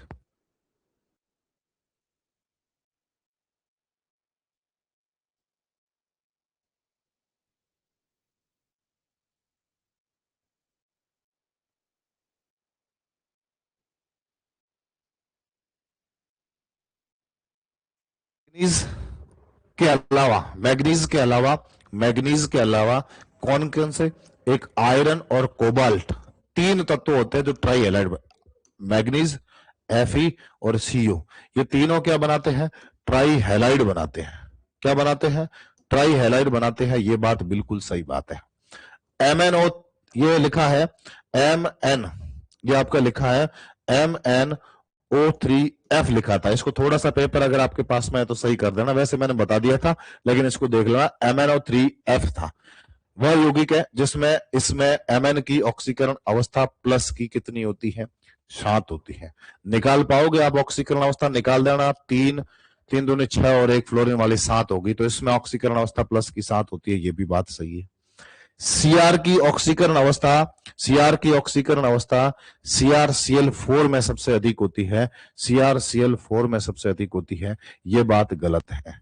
CrF6 में सबसे ज्यादा होती है, ये गलत कथन है, ये गलत है, ये क्या है, गलत है। फ्लोरीन अपनी उच्च जालक ऊर्जा के कारण, उच्चतम ऑक्सीकरण अवस्था दर्शाता है। फ्लोरीन अपनी उच्च जालक ऊर्जा के कारण उच्चतम ऑक्सीकरण अवस्था दर्शाता है। दिए गए कथनों में गलत कौन सा है, तो 3 नंबर का जो था वो केवल गलत था। अब इसका प्रूफ देखो कहां से बनाया क्वेश्चन, वो भी आपके सामने है बेशक। इतने पेज से क्वेश्चन बनाया पूरा, ये यहीं से क्वेश्चन बना है। अब देखो पूरा का पूरा आपको दिख रहा है, ढंग से दिख रहा है, अगर नहीं दिख रहा है तो और भी ये हाईलाइट कर दिया। अब देखो यह कह रहे हैं कि संक्रमण धातुओं की 3D श्रेणी के स्थायी हैलाइडों को दर्शाती है, 3D श्रेणी स्थायी हैलाइडों को दर्शाएगी। उच्चतम ऑक्सीकरण संख्या TiX4 टेट्रा हैलाइड, VF5 और CrF6, देखो ये CrF6 में होती है, CrF6। तो यह क्वेश्चन क्या कह रहा था, CrCl4, ये देखो ये लिखा CrCl4 लिखा था, लेकिन उच्चतम ऑक्सीकरण अवस्था किसकी, क्रोमियम की उच्चतम ऑक्सीकरण अवस्था किसके साथ होती है, CrF6 के अंदर होती है, ये गलत था। ठीक है, प्राप्त होती है। Mn की +7 ऑक्सीकरण अवस्था सरल हैलाइडों में प्रदर्शित नहीं होती है, +7 ऑक्सीकरण जो होता है वो सरल हैलाइडों में नहीं होती है, लेकिन परंतु किसमें, MnO3F के अंदर, इसमें मैग्नीज की ऑक्सीकरण अवस्था कितनी होती है, +7 होती है, तो ये +7 होती है। और Mn के पश्चात FeX3, तो ये आयरन और COF3 के सिवाय कोई भी धातु ट्राई हैलाइड नहीं बनाता है। तो यहां मैंने लिखा था कि F आयरन और कोबाल्ट के अलावा, मतलब Mn तो है ही है, उस Mn के अलावा, Mn तो आपका है, CO भी है और Fe है, इन तीनों के अलावा कोई भी संक्रमण तत्व ट्राई हैलाइड धातु के साथ में ट्राई हैलाइड या धातु ट्राई हैलाइड नहीं बनाता है। अधिकतम ऑक्सीकरण अवस्था का स्थायित्व प्राप्त करने की क्षमता फ्लोरीन है की होती है, तो इसकी उच्च जालक ऊर्जा के कारण होती है। यहां भी यही कह रहा है कि फ्लोरीन अपनी उच्च जालक ऊर्जा के कारण उच्चतम स्थायी ऑक्सीकरण अवस्था प्रदर्शित करती है। भाइयों सलेक्शन के लिए एनसीईआरटी पढ़ लो, सलेक्शन हो जाएगा, क्वेश्चन एनसीईआरटी से बाहर नहीं जाएगा। 2 यूनिट पढ़नी है, स्पेक्ट्रोस्कोपी को पढ़ लो, कोऑर्डिनेशन कंपाउंड को बाहर से पढ़ लो, ग्रेजुएशन तक का लेवल पढ़ लो, बाकी एनसीईआरटी से क्वेश्चन बाहर नहीं जाएगा। और इजी सिलेक्शन की टेस्ट सीरीज को ढंग से लगा दिया तो वैसे भी नहीं जाएगा। ठीक है, तो ये आपका एक ही लाइन से क्वेश्चन बना था, एक ही पेज से क्वेश्चन बनाया था। वापस देखो, चुंबकीय आघूर्ण के मैंने बहुत सारे क्वेश्चन डाल दिए। क्यों डाले अब मेरे को खुद को ही पता नहीं क्यों डाले मैंने, ताकि चीजें क्लियर हो जाए। निम्नलिखित में से किन आयनों के लिए प्रचक्रण मात्र चुंबकीय आघूर्ण समान होता है? अब जिसमें अयुग्मित इलेक्ट्रॉनों की संख्या समान होगी उसका चुंबकीय आघूर्ण भी समान होगा। अब चुंबकीय आघूर्ण होता क्या है? चुंबकीय आघूर्ण अयुग्मित इलेक्ट्रॉनों की संख्या ही तो होती है। अब जिसका चुंबकीय आघूर्ण समान होगा, जिसमें अयुग्मित इलेक्ट्रॉनों की संख्या समान होगी, उसका चुंबकीय आघूर्ण निकालो। टाइटेनियम का इलेक्ट्रॉनिक विन्यास अंजना कितना होता है? बताना अंजना, कितना होता है टाइटेनियम? स्कैंडियम टाइटेनियम 3D24S2, आगे ऑर्गन 18 और 4 22, ये +3 बताता है, तो इसके पास में एक इलेक्ट्रॉन हो गया। कितना अयुग्मित इलेक्ट्रॉन? एक। क्रोमियम +2, ये होता है 3D54S1, कितना? ये 1 गया, ये 4 गए, इसके पास में 4 इलेक्ट्रॉन हो गए।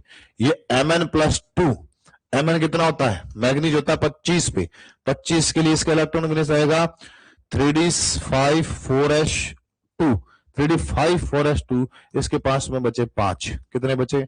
5।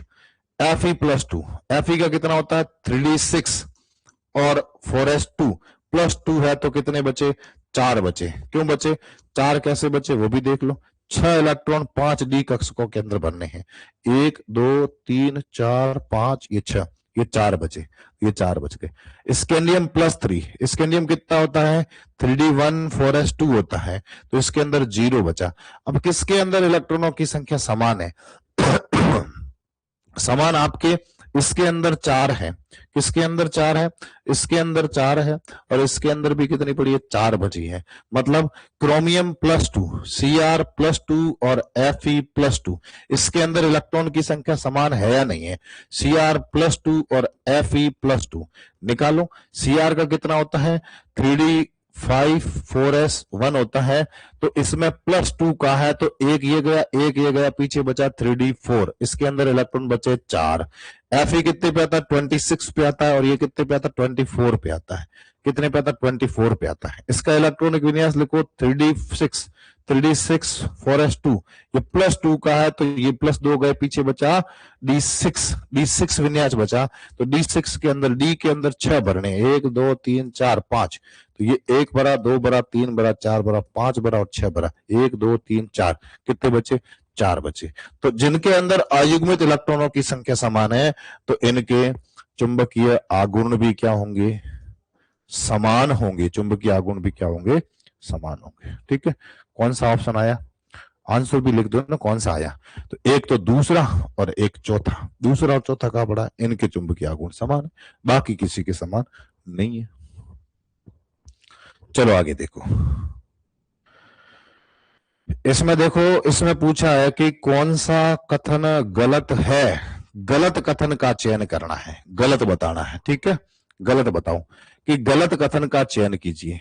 गलत बताना है कि लैंथेनॉइड में 6s2 सामान्य लेकिन 4f स्तर के परिवर्तनशील स्थायीकरण के साथ इलेक्ट्रॉनिक विन्यास होता है। लैंथेनॉइड में 6s2 तो सामान्य होता ही होता है, लेकिन 4f स्तर के परिवर्तनशील, मतलब ये बात ये हो गई कि 6s2 तो सबके पीछे आता ही आता है, लेकिन F के अंदर परिवर्तनशील ऑक्सीकरण या परिवर्तनशील इलेक्ट्रॉनिक विन्यास देखने को मिलता है। ये सही बात है। लैंथेनम से लेकर लुटेशियम तक परमाणविक त्रिज्या में कमी को लैंथेनॉइड संकुचन कहते हैं। ये भी बात आपकी सही है। गलत आपको बताना है। लैंथेनॉइड में La सेकेंड और Ln थर्ड यौगिक प्रमुख होता है। ये भी बात सही है। EU एक प्रबल अपचायक होता है। बिल्कुल सही बात है कि ये प्रबल एक अपचायक होता है।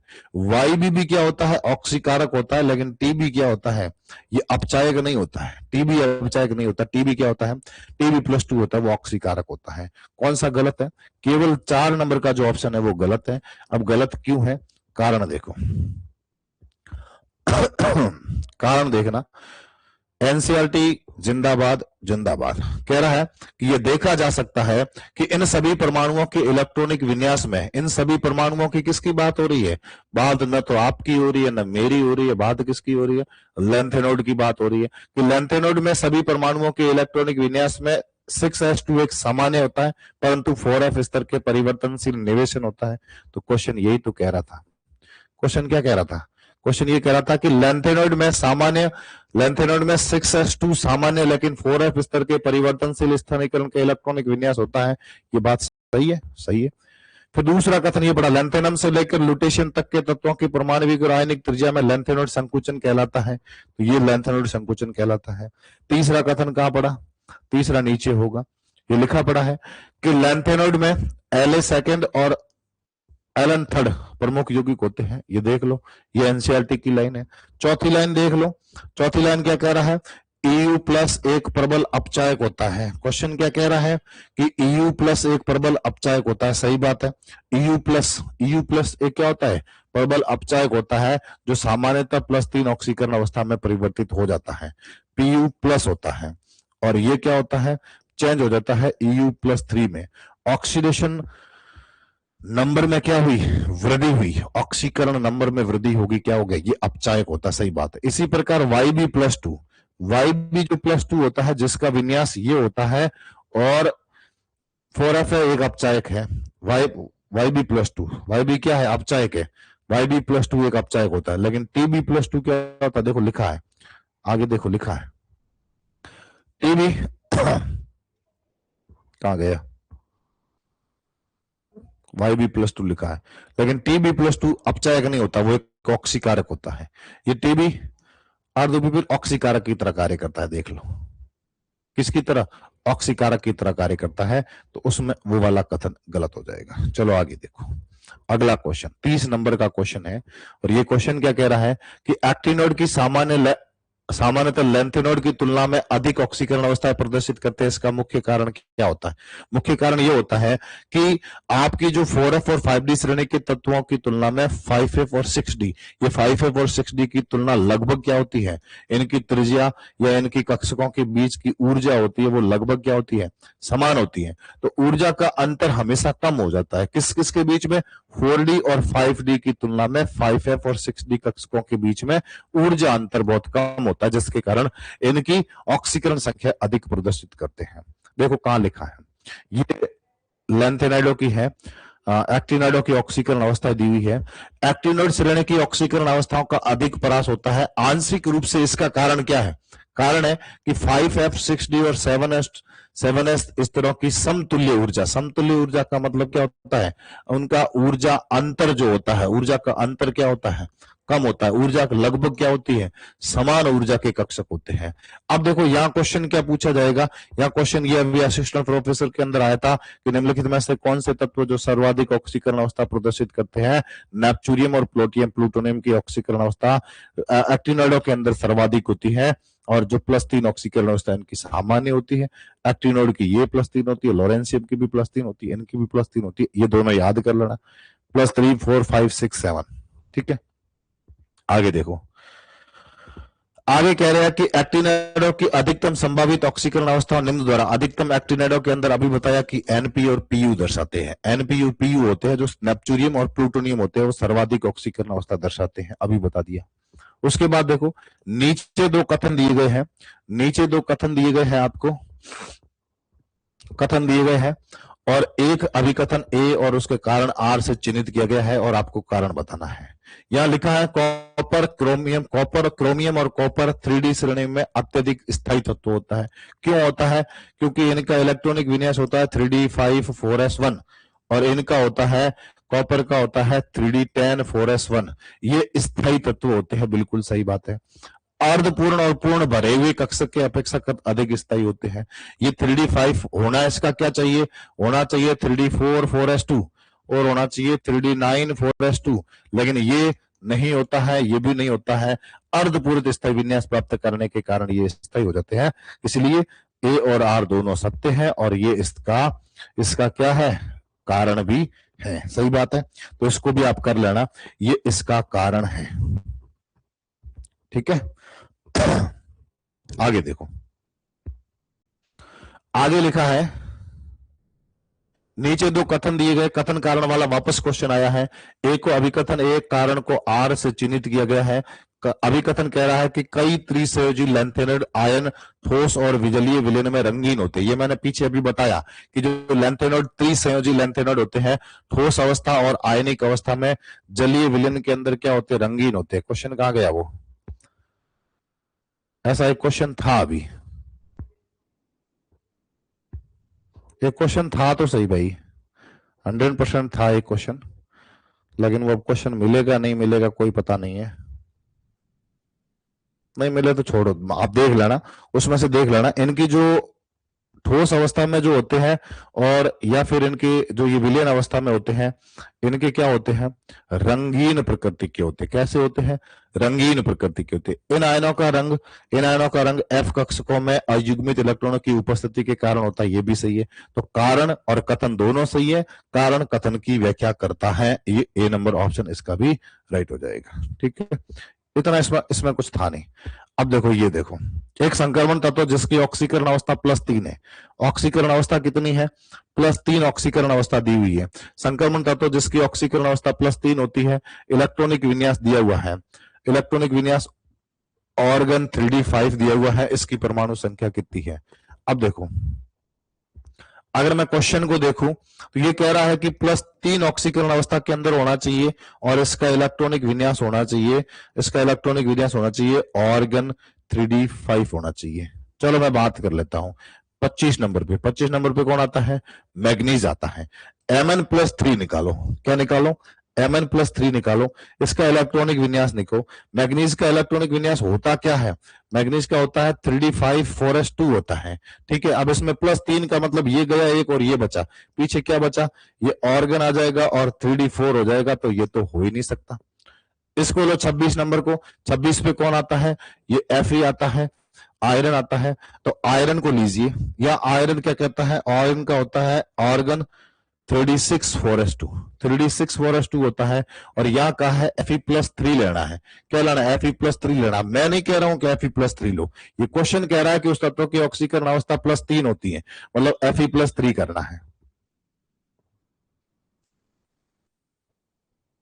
Fe+3 करना है। ठीक है, तो यहां पर आपने कर दिया Fe+, मतलब 2 ये गए, एक ये गया, पीछे क्या बचा, D5 बचा, 3d5 बच गया और आगे क्या आ गया, ऑर्गन आ गया। तो ये क्वेश्चन नंबर इसका सही। अब बहुत सारा ने इसको लगाया, मैंने देखा था बहुत सारा ने इसको लगाया ऑनलाइन में, तो सब ने ये लगा रखा। फिर मेरे को भेजा कि वो क्वेश्चन नंबर कितना, क्वेश्चन नंबर 34 गलत दिया आपने, उसका आंसर चेंज करके ए करो। अब उसका ए क्यों करूं, गलत है ए, आंसर क्या होगा, बी होगा, क्योंकि इसका आंसर ये आएगा। समझ में आ गया। ठीक है, आगे देखो 34 के बाद में क्वेश्चन नंबर 35। ये क्वेश्चन भी मैंने जीरो ग्रुप वाला पार्ट करवा दिया है आपको, एक पेज टेलीग्राम पे भी मेरे शेयर है ना। हाँ, आपके सही था, आपके नंबर अच्छे आ रहे हैं टेस्टों में, मैं देख रहा हूँ, सबका स्कोर मैं देखता हूँ। जो मेरे कांटेक्ट में रहता है या मेरे से पूछता रहता है कि मेरे क्या कैसे स्कोर है, अपना स्कोर शेयर करता है, मैं उसको जरूर अच्छी सलाह देता हूँ कि ये करो तो ठीक रहेगा, ये करो तो ठीक रहेगा, करो तो ठीक है, नहीं तो भाई आपकी मर्जी। XeO3, ये XeO3 मैं आपको बता देता हूं, अगर इसके आप प्रकृति को जानना चाहो तो कि ये क्या होते हैं, विस्फोटक होते हैं। XeOF4, इसके अंदर संकरण मैं आपको बता देता हूं कौन सा होता, sp3 होता है। ठीक है, पिरिमिडीय संरचना XeOF4 और XeF6 में जिनोन की एकांकी इलेक्ट्रॉन संख्या समान किसकी होती है, मतलब जिसके अंदर आपको लोन पेयर की संख्या समान देखनी है। लोन पेयर किसके अंदर समान संख्या में है, समान संख्या के अंदर लोन पेयर किस किस के अंदर पड़े हैं। अगर आप देख रहे हो कि XeO3 XeF6 XeO3 XeF6 इसमें भी समान है, इसमें भी समान है, इसमें भी समान है, इसमें भी समान है, इसमें भी समान, ये बेस्ट ऑप्शन ये डी हो जाएगा। अब देखो कहां लोन पेयर की संख्या है, ये एक पेज को ढंग से देख लेना, आपका क्वेश्चन गलत नहीं होगा। ये पेज ग्रेजुएशन की बुक का पेज है, आपके सामने जो क्वेश्चन था उसमें लिखा था XeO3 XeOF4 और XeF6, ये तीनों ही थे ना हाँ तीनों ही थे। इनमें लोन पेयर की संख्या कितनी होती है देख लो।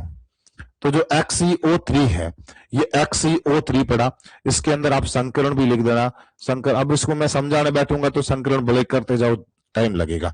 sp3 संकरण होता है और पिरिमिडीय संरचना होती है। कैसी संरचना होती है, पिरिमिडीय होती संरचना होती है।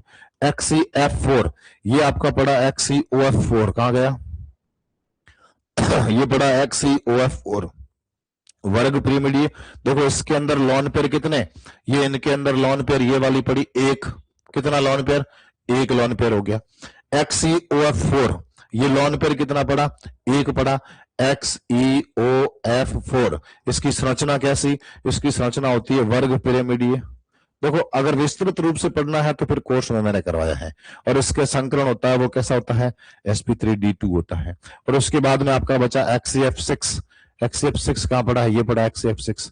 इसके अंदर भी लॉन पेयर कितना, एक, संकरण कौन सा, sp3d3, और विकर्त अष्टफलकीय होती है। सभी को एक बार बता दूं, सभी को एक बार बता देता हूं कि जो XeF2 होता है इसके अंदर इसकी संरचना होती है रेखीय, sp3d होता है। XeF4 समतलीय, वर्ग समतलीय होती है, समतल चतुर्भुजीय संरचना होती है, और sp3d2 संकरण होता है। उसके बाद देखो XeF6 बता दिया, XeO3 बता दिया, XeOF2 टी सेट में होती है, sp3d होती है। XeOF4, XeO3 और XeO4 दोनों में समान होता है, दोनों का संकरण समान होता है, लेकिन यहां पर लॉन पेयर की वजह से इसकी आकृति वर्ग पिरिमिडीय होगी, नहीं तो कैसी होती, चतुष्फल की sp3 हो गया। बाकी वाला आप देख लेना, आपको कोई गड़बड़ है नहीं। आंसर इस क्वेश्चन का डी नंबर का ऑप्शन क्या होगा, राइट हो जाएगा। ठीक है, अगला क्वेश्चन, XeO4 में जिनोन के इलेक्ट्रॉनों का संकरण का प्रकार और रेखांकीय इलेक्ट्रॉन युग्म। लॉन पेयर तो एक होता है, संकरण कौन सा होता है, sp3d2 होता है। यहां देख लो XeOF4 लॉन पेयर कितना, एक लॉन पेयर पड़ा, और sp3d2 संरचना होती है, और वर्ग पिरिमिडीय संरचना होती है। संरचना को भी लिख दो, वर्ग पिरिमिडीय होती है। ये पेपर के ऊपर जब लिखोगे ना, जब पेपर के ऊपर लिखोगे तो पता चलेगा कि मेरा, अब देखो एक बात ध्यान से सुन लो, इस पेज को अगर आप पेपर पे लिख देते हो, साइड में याद करने के तौर पर लिख देते हो, तो ये सारी चीजें आपकी क्लियर है। एग्जाम में एक क्वेश्चन जिनोन के कंपाउंड से श्योर आएगा, 100% जिनोन के कंपाउंड से एक क्वेश्चन आपको एग्जाम में देखने को मिलेगा। तो निश्चित रूप से इसको लिख दो, फिर आपको इतना भागना नहीं पड़ेगा, इतना भागना नहीं पड़ेगा, ये मेरी गारंटी है। ठीक है, आगे देखो अगला क्वेश्चन क्या कह रहा है, निम्नलिखित में से कौन सी ऐसी गैस है जो वायु में प्रचुर मात्रा में पाई जाती है। अक्रिय गैसों के अंदर अगर प्रचुर मात्रा में होती कितनी है, बेचारे 0.93% तो सारी पाई जाती है, लेकिन उसमें भी सर्वाधिक मात्रा में कौन सी होती है, आर्गन होती है। और सर्वाधिक मात्रा में कंपाउंड किसके होते हैं, जिनोन के होते हैं। सर्वाधिक मात्रा में ये यौगिक बनाती है, वो सर्वाधिक मात्रा में जिनोन बनाती है। ये ठीक है, इसको देख लेना। आगे ये मिलान वाला क्वेश्चन आया है, इसमें भी थोड़ी सी एरर थी, बाकी था कुछ नहीं, मिलान कर देते तो हो जाता। XeF6 अभी मैंने बताया कि FCX6 के अंदर sp3d3 और कैसी होती है, विकर्त अष्टफलकीय संरचना होती है। कैसी होती है, विकर्त अष्टफलकीय संरचना होती है। अभी मैंने बताया ये XeO2 नहीं है, इसको कर देना XeO3। ये कैसी होती है, sp3d होती है, और कैसी होती है, पिरिमिडीय संरचना बनती है इसके अंदर। कैसी बनती है, पिरिमिडीय संरचना बनती है। और उसके साथ में XeOF4 अभी बताया था कैसी बनी थी, sp3d2 था, इसके अंदर sp3d2 था, और वर्ग पिरिमिडीय संरचना थी। कैसी थी, वर्ग पिरिमिडीय संरचना। XeF4 था वर्ग समतलीय, और sp3d संकरण था, sp3d2 संकरण था, sp3d2 था। तो ये पहले का पहला हो जाएगा। XeO23 ये इसका हो जाएगा। XeOF4 वर्ग समतलीय नहीं होगी, ये वर्ग पिरिमिडीय हो जाएगी, और वर्ग समतलीय ये हो जाएगी। पहले का पहला, दूसरे का तीसरा, चौथे का चौथा, कौन सा, चौथे का चौथा, तीसरे का चौथा, और चौथे का दूसरा। 1 3 4 2 है कहीं, 1 3 4 2, 1 3 4 2, ऑप्शन नंबर 1 इसका राइट हो जाएगा। राइट एक ही है ना, 1 3 4 2, वेरी गुड। कौन है, पूजी कुमारी। ऐसे इंटेलिजेंट मिल जाए ना तो फिर सिलेक्शन की झड़ी लग जाए। 3D श्रेणी का कौन सा संक्रमण तत्व परिवर्तनशील ऑक्सीकरण अवस्था नहीं दर्शाता है। भाई साहब स्कैंडियम होता है, वो परिवर्तनशील ऑक्सीकरण अवस्था नहीं दर्शाएगा, वो पहले लिख रखा है। अब साहब कहते हैं कि जिंक की भी +2 ऑक्सीकरण अवस्था प्रदर्शित करता है, इससे ज्यादा ये प्रदर्शित करता है नहीं, ये भी नहीं दर्शाता है, तो इसको आप कह सकते हो कि इसको संक्रमण तत्व माना ही नहीं जाता। ये संक्रमण तत्व है ही नहीं। कौन कौन से नहीं है, जिंक नहीं है, कैडमियम नहीं है, मरकरी नहीं है। इसका परिवर्तनशील ऑक्सीकरण अवस्था एनसीईआरटी में लिख रखा है कि ऑप्शन नंबर डी इस क्वेश्चन का राइट हो जाएगा। आगे देखो, ये क्वेश्चन बहुत बढ़िया क्वेश्चन है, शानदार क्वेश्चन है, अच्छा क्वेश्चन है। नीचे दो कथन, एक कथन को ए और दूसरा कारण उसका आर चिन्हित किया गया है। कह रहा है कि जर्कोबियम और हाफबियम का पृथक्करण बहुत कठिन होता है। क्यों कठिन होता है, क्योंकि इनका आकार लगभग समान होता है। ZR और HF का आकार लगभग समान होता है। किसके कारण होते हैं? ये लैंथेनॉइड के कारण होता है। लैंथेनॉइड संकुचन के कारण इसका आकार भी समान होता है, तो इनको पृथक करना भी कठिन हो जाता है। ये बात सही है, क्योंकि ZR और FR आवर्त सारणी के एक ही वर्ग में होते हैं, एक ही वर्ग में होते हैं। ये भी बात सही है, ये भी बात सही है कि एक ही वर्ग के अंदर होते हैं। सीधी बात है कि ये एक ही वर्ग में आते हैं, जरकोबियम और हाफबियम एक ही वर्ग में आते हैं, इनके आकार समान है लैंथेनॉइड संकुचन के कारण, लेकिन इनको पृथक करना आसान नहीं होता है, कठिन होता है। तो ये कथन सही है, एक ही वर्ग के, ये भी सही है। तो क्या है कि उपरोक्त कथनों के आधार पर नीचे दिए गए कथन का आंसर चेंज कीजिए कि कथन और कारण दोनों सत्य है। सही है, कथन और कारण। आर ए की व्याख्या करता है, व्याख्या नहीं करता है। इसका व्याख्या कौन करेगा? इसका व्याख्या ये आता ना कि क्योंकि इसमें जरकोबियम और हाफबियम आवर्त सारणी के एक वर्ग में, ऐसा नहीं। कारण ये होता कि कारण क्या होता कि लैंथेनॉइड संकुचन के कारण इनका पृथक्करण संभव नहीं होता है, तो ये सही होता। लेकिन इसमें क्या हो जाएगा, आर और ए दोनों सही है, लेकिन आर ए की व्याख्या नहीं करता है। Option number B is the right answer इस क्वेश्चन का है। निम्नलिखित में से कौन सा ऑक्सीकारक की तरह व्यवहार करेगा? ये एनसीईआरटी में लिख रखा है, जो NP+4 होता है, ये +4 नेपच्यूरियन +4 होता है ऑक्सीकरण की तरह। सर जी 3 नंबर वाला क्वेश्चन वापस बताओ ना, 3 नंबर कौन सा ऊपर था क्या? 3 नंबर मतलब प्रॉपर 3 नंबर वाला या कोई और भी था? ये 128 नंबर का, इसका ये हो जाएगा। आगे देखो, निम्नलिखित में से किसमें अयुग्मित इलेक्ट्रॉनों की संख्या अधिकतम होगी? अयुग्मित इलेक्ट्रॉनों की संख्या Zn, जिंक के अंदर कितना होता है? 3d10 4s2 होता है, 4s2 होता है। इसमें अयुग्मित इलेक्ट्रॉनों की संख्या 0। निकल कितने पे आता है? ये 3d8 4s2 आता है। ये पीछे बच गया 3d7, क्या बचा? 3d7 बच गया। 3d7 में क्या बच गया पीछे? इसमें कितने इलेक्ट्रॉन बचे? D7 है, तो 1 2 3 4 5, 1 2 3 ये 4 ये 5 ये 6 ये 7, 3 बच गए, इसमें 3 बचे।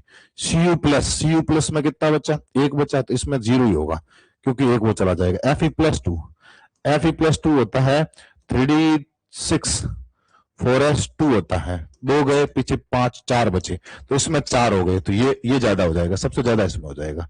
प्रॉपर 3 नंबर वाला देखता हूं। ये आपके कितने क्वेश्चन थे? 42 क्वेश्चन थे। अब अशोक माली जी कह रहे हैं कि सर जी आप 3 नंबर के क्वेश्चन के ऊपर जाओ। 3 नंबर का क्वेश्चन क्या कह रहा है? कहां गया 3 नंबर का भाई क्वेश्चन? ये क्वेश्चन नंबर 1,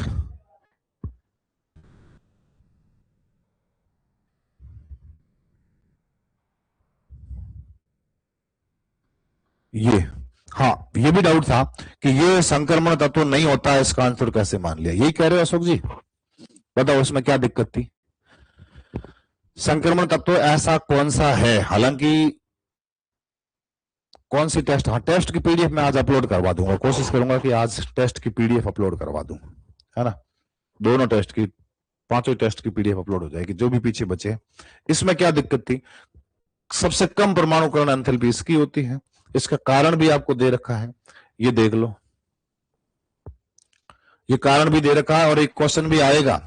100% कह रहा हूं कि ये क्वेश्चन छपेगा, एग्जाम में छपेगा, मतलब मिलेगा, और 2 नंबर आपके सही होने चाहिए। आप ही पढ़ के जा रहे हो, बाकी अगर कहीं पे भी आया कॉपी में किसी ने करवाया तो वो कॉपी पेस्ट वाला मामला होगा, सीधी बात है, कहीं नहीं है, ये करवाया है। ठीक है, अब बताइए कि आज का सॉल्यूशन कैसा रहा? अगर ढंग का लगा है तो एक बार जो भी आपकी इच्छा हो, गालियां देनी तो गालियां दे जाओ। कारण समझ में नहीं आया, कारण तो देखो उसमें कारण क्या था? परमाणुकरण एंथैल्पी संक्रमण तत्वों की ज्यादा होती है, परमाणुकरण एंथैल्पी संक्रमण तत्वों की उच्च होती है, जिसको करण एंथैल्पी भी कहते हैं। अब ये ऑर्डर है तो इसको सीधा याद कर लेना, बाकी इसमें इतना कुछ करना नहीं। 4D और 5D की संक्रमण श्रेणी की ज्यादा होती है, इतना आपने को दिमाग लगाना नहीं है। क्वेश्चन आएगा किसकी ज्यादा किसकी कम, इसकी ज्यादा इसकी कम, मामला खत्म, 2 नंबर आ जाएंगे, बाकी क्या करना। ठीक है, चलिए आज केमिस्ट्री का किया है, कोशिश करूंगा कल बायो का करवा दूं। और केमिस्ट्री के अंदर अपने कोर्स के अंदर कल कोऑर्डिनेशन कंपाउंड को स्टार्ट कर रहे हैं, 4 से 5 क्लास के अंदर कोऑर्डिनेशन कंपाउंड को खत्म कर देंगे। निश्चित रूप से बहुत बेहतरीन तरीके से कोऑर्डिनेशन कंपाउंड करवाऊंगा इस बार, तो जो क्वेश्चन आए थे वो सारे करवाएंगे। और बहुत बढ़िया किताब पढ़ी, मेरे पास ग्रेजुएशन की किताब पढ़ी, उसमें से मैटर आपको दे दूंगा, बाकी अच्छे से पढ़िए। रेगुलर पढ़िए, कंटिन्यू पढ़िए, मौज मस्ती के साथ में पढ़िए, सिलेक्शन अच्छे से पढ़ गए तो हो जाएगा, नहीं तो नहीं होगा। ये नहीं होगा, मेरा होगा या नहीं होगा, तो उसको छोड़ो, उसको छोड़ो। बायो की बुक कौन सी आ रही है उसके लिए भी मैं आपको बता देता हूं कि एक वापस और बता देता हूं, बायो की जो अपनी बुक है, अपनी बुक है, इजी सिलेक्शन की जो बुक है वो मार्केट में है, वो मार्केट में है, आप ले सकते हो, बिल्कुल आसानी से ले सकते हो, ऑनलाइन भी मंगवा सकते हो और ऑफलाइन भी मंगवा सकते हो। अब वो जो बुक है उसमें 2 यूनिट नहीं है, क्या नहीं है, 2 यूनिट उसमें, 2 यूनिट उस बुक के अंदर नहीं है, और 2 यूनिट आपकी क्या हुई है, न्यू ऐड हुई है, न्यू ऐड है, ठीक है, न्यू ऐड है। तो टोटली कितने, 4 यूनिट। अब 4 यूनिट हम सोच रहे थे कि छोटी सी किताब निकालें, लेकिन नहीं निकालेंगे, नहीं निकालेंगे। इस 4 यूनिट की क्या करेंगे, जो शॉर्ट नोट्स हैं वो बना रहे हम, और आपको क्या कर देंगे, शॉर्ट नोट्स टेलीग्राम पे डाल देंगे। भले कोई कॉपी करना चाहे तो कर ले, कोई फर्क नहीं पड़ेगा, टेलीग्राम पे आपको शेयर कर दी जाएंगे, पीडीएफ निकाल के 4 यूनिट की शॉर्ट नोट्स, बिल्कुल मैं कह रहा हूं ना, इतने शानदार नोट्स मिलेंगे आपको। ओ भगवान, क्यों पीछे पड़ा रे बीमारी, ठीक है। केमिस्ट्री के अगले टेस्ट के लिए न्यू यूनिट ऐड हुई है, उसकी पीडीएफ, हाँ ये भी आज कर दूंगा, आज या कल मैं आपको डाल दूंगा, मेरे पास है, बायोलॉजिस्ट और केमिस्ट्री दोनों की साथ में डाल लूंगा, क्योंकि इसको तैयार करना पड़ेगा, मैटर है अपने पास में, कोई दिक्कत नहीं है। इंडियन बायोलॉजिस्ट और केमिस्ट दोनों को लिखना है, दोनों का जीवन परिचय, उन्होंने किस क्षेत्र में काम किया, इसके बारे में तो देखना है ना, मैटर आपको दे देंगे, कोई दिक्कत नहीं है। प्रमोद कुमार, जितने भी अपने साथी जुड़े हुए हैं, मैं कह रहा हूं ना, कंटिन्यू जुड़े तो काम हो जाएगा, कंटिन्यू जुड़ेगा तो काम हो जाएगा। बाकी अब देखो पेपर का दिन कैसा होता है कैसा नहीं होता है वो उस पर है, लेकिन अभी इतना ही है कि अच्छे से पढ़िए और रेगुलर पढ़िए, कंटिन्यू पढ़िए, मौज मस्ती के साथ में पढ़िए, और बिना भटके हुए पढ़िए। टेलीग्राम की दुनिया है, दूर हो जाइए, प्रचार होगा, सब कुछ होगा, उससे दूर होके अपने खुद में मग्न मस्त होकर पढ़ते रहिए, आप बहुत अच्छा करके आओगे, ये मेरी गारंटी है। आज की इस क्लास में इतना ही, बहुत बहुत धन्यवाद। 2 घंटे के अंदर पूरा सिलेबस, 42 क्वेश्चन, मतलब 2 घंटे, 42 क्वेश्चन करवाया, सॉल्यूशन 2 घंटे का टाइम लिया है, बस अब एक एक क्वेश्चन को खोल के रख दिया। आपको जब उस पेपर के अंदर चीजें जो मैंने बताई, मैं आज पीडीएफ शेयर करता हूं, टेलीग्राम पे डालूंगा इस पीडीएफ को, जो चीजें एक्स्ट्रा है उसको लिख देना, काम खत्म है, डी और एफ दोनों खत्म है, सारी चीजें आपके क्वेश्चन बाहर नहीं जाएगा, ठीक है। चलिए।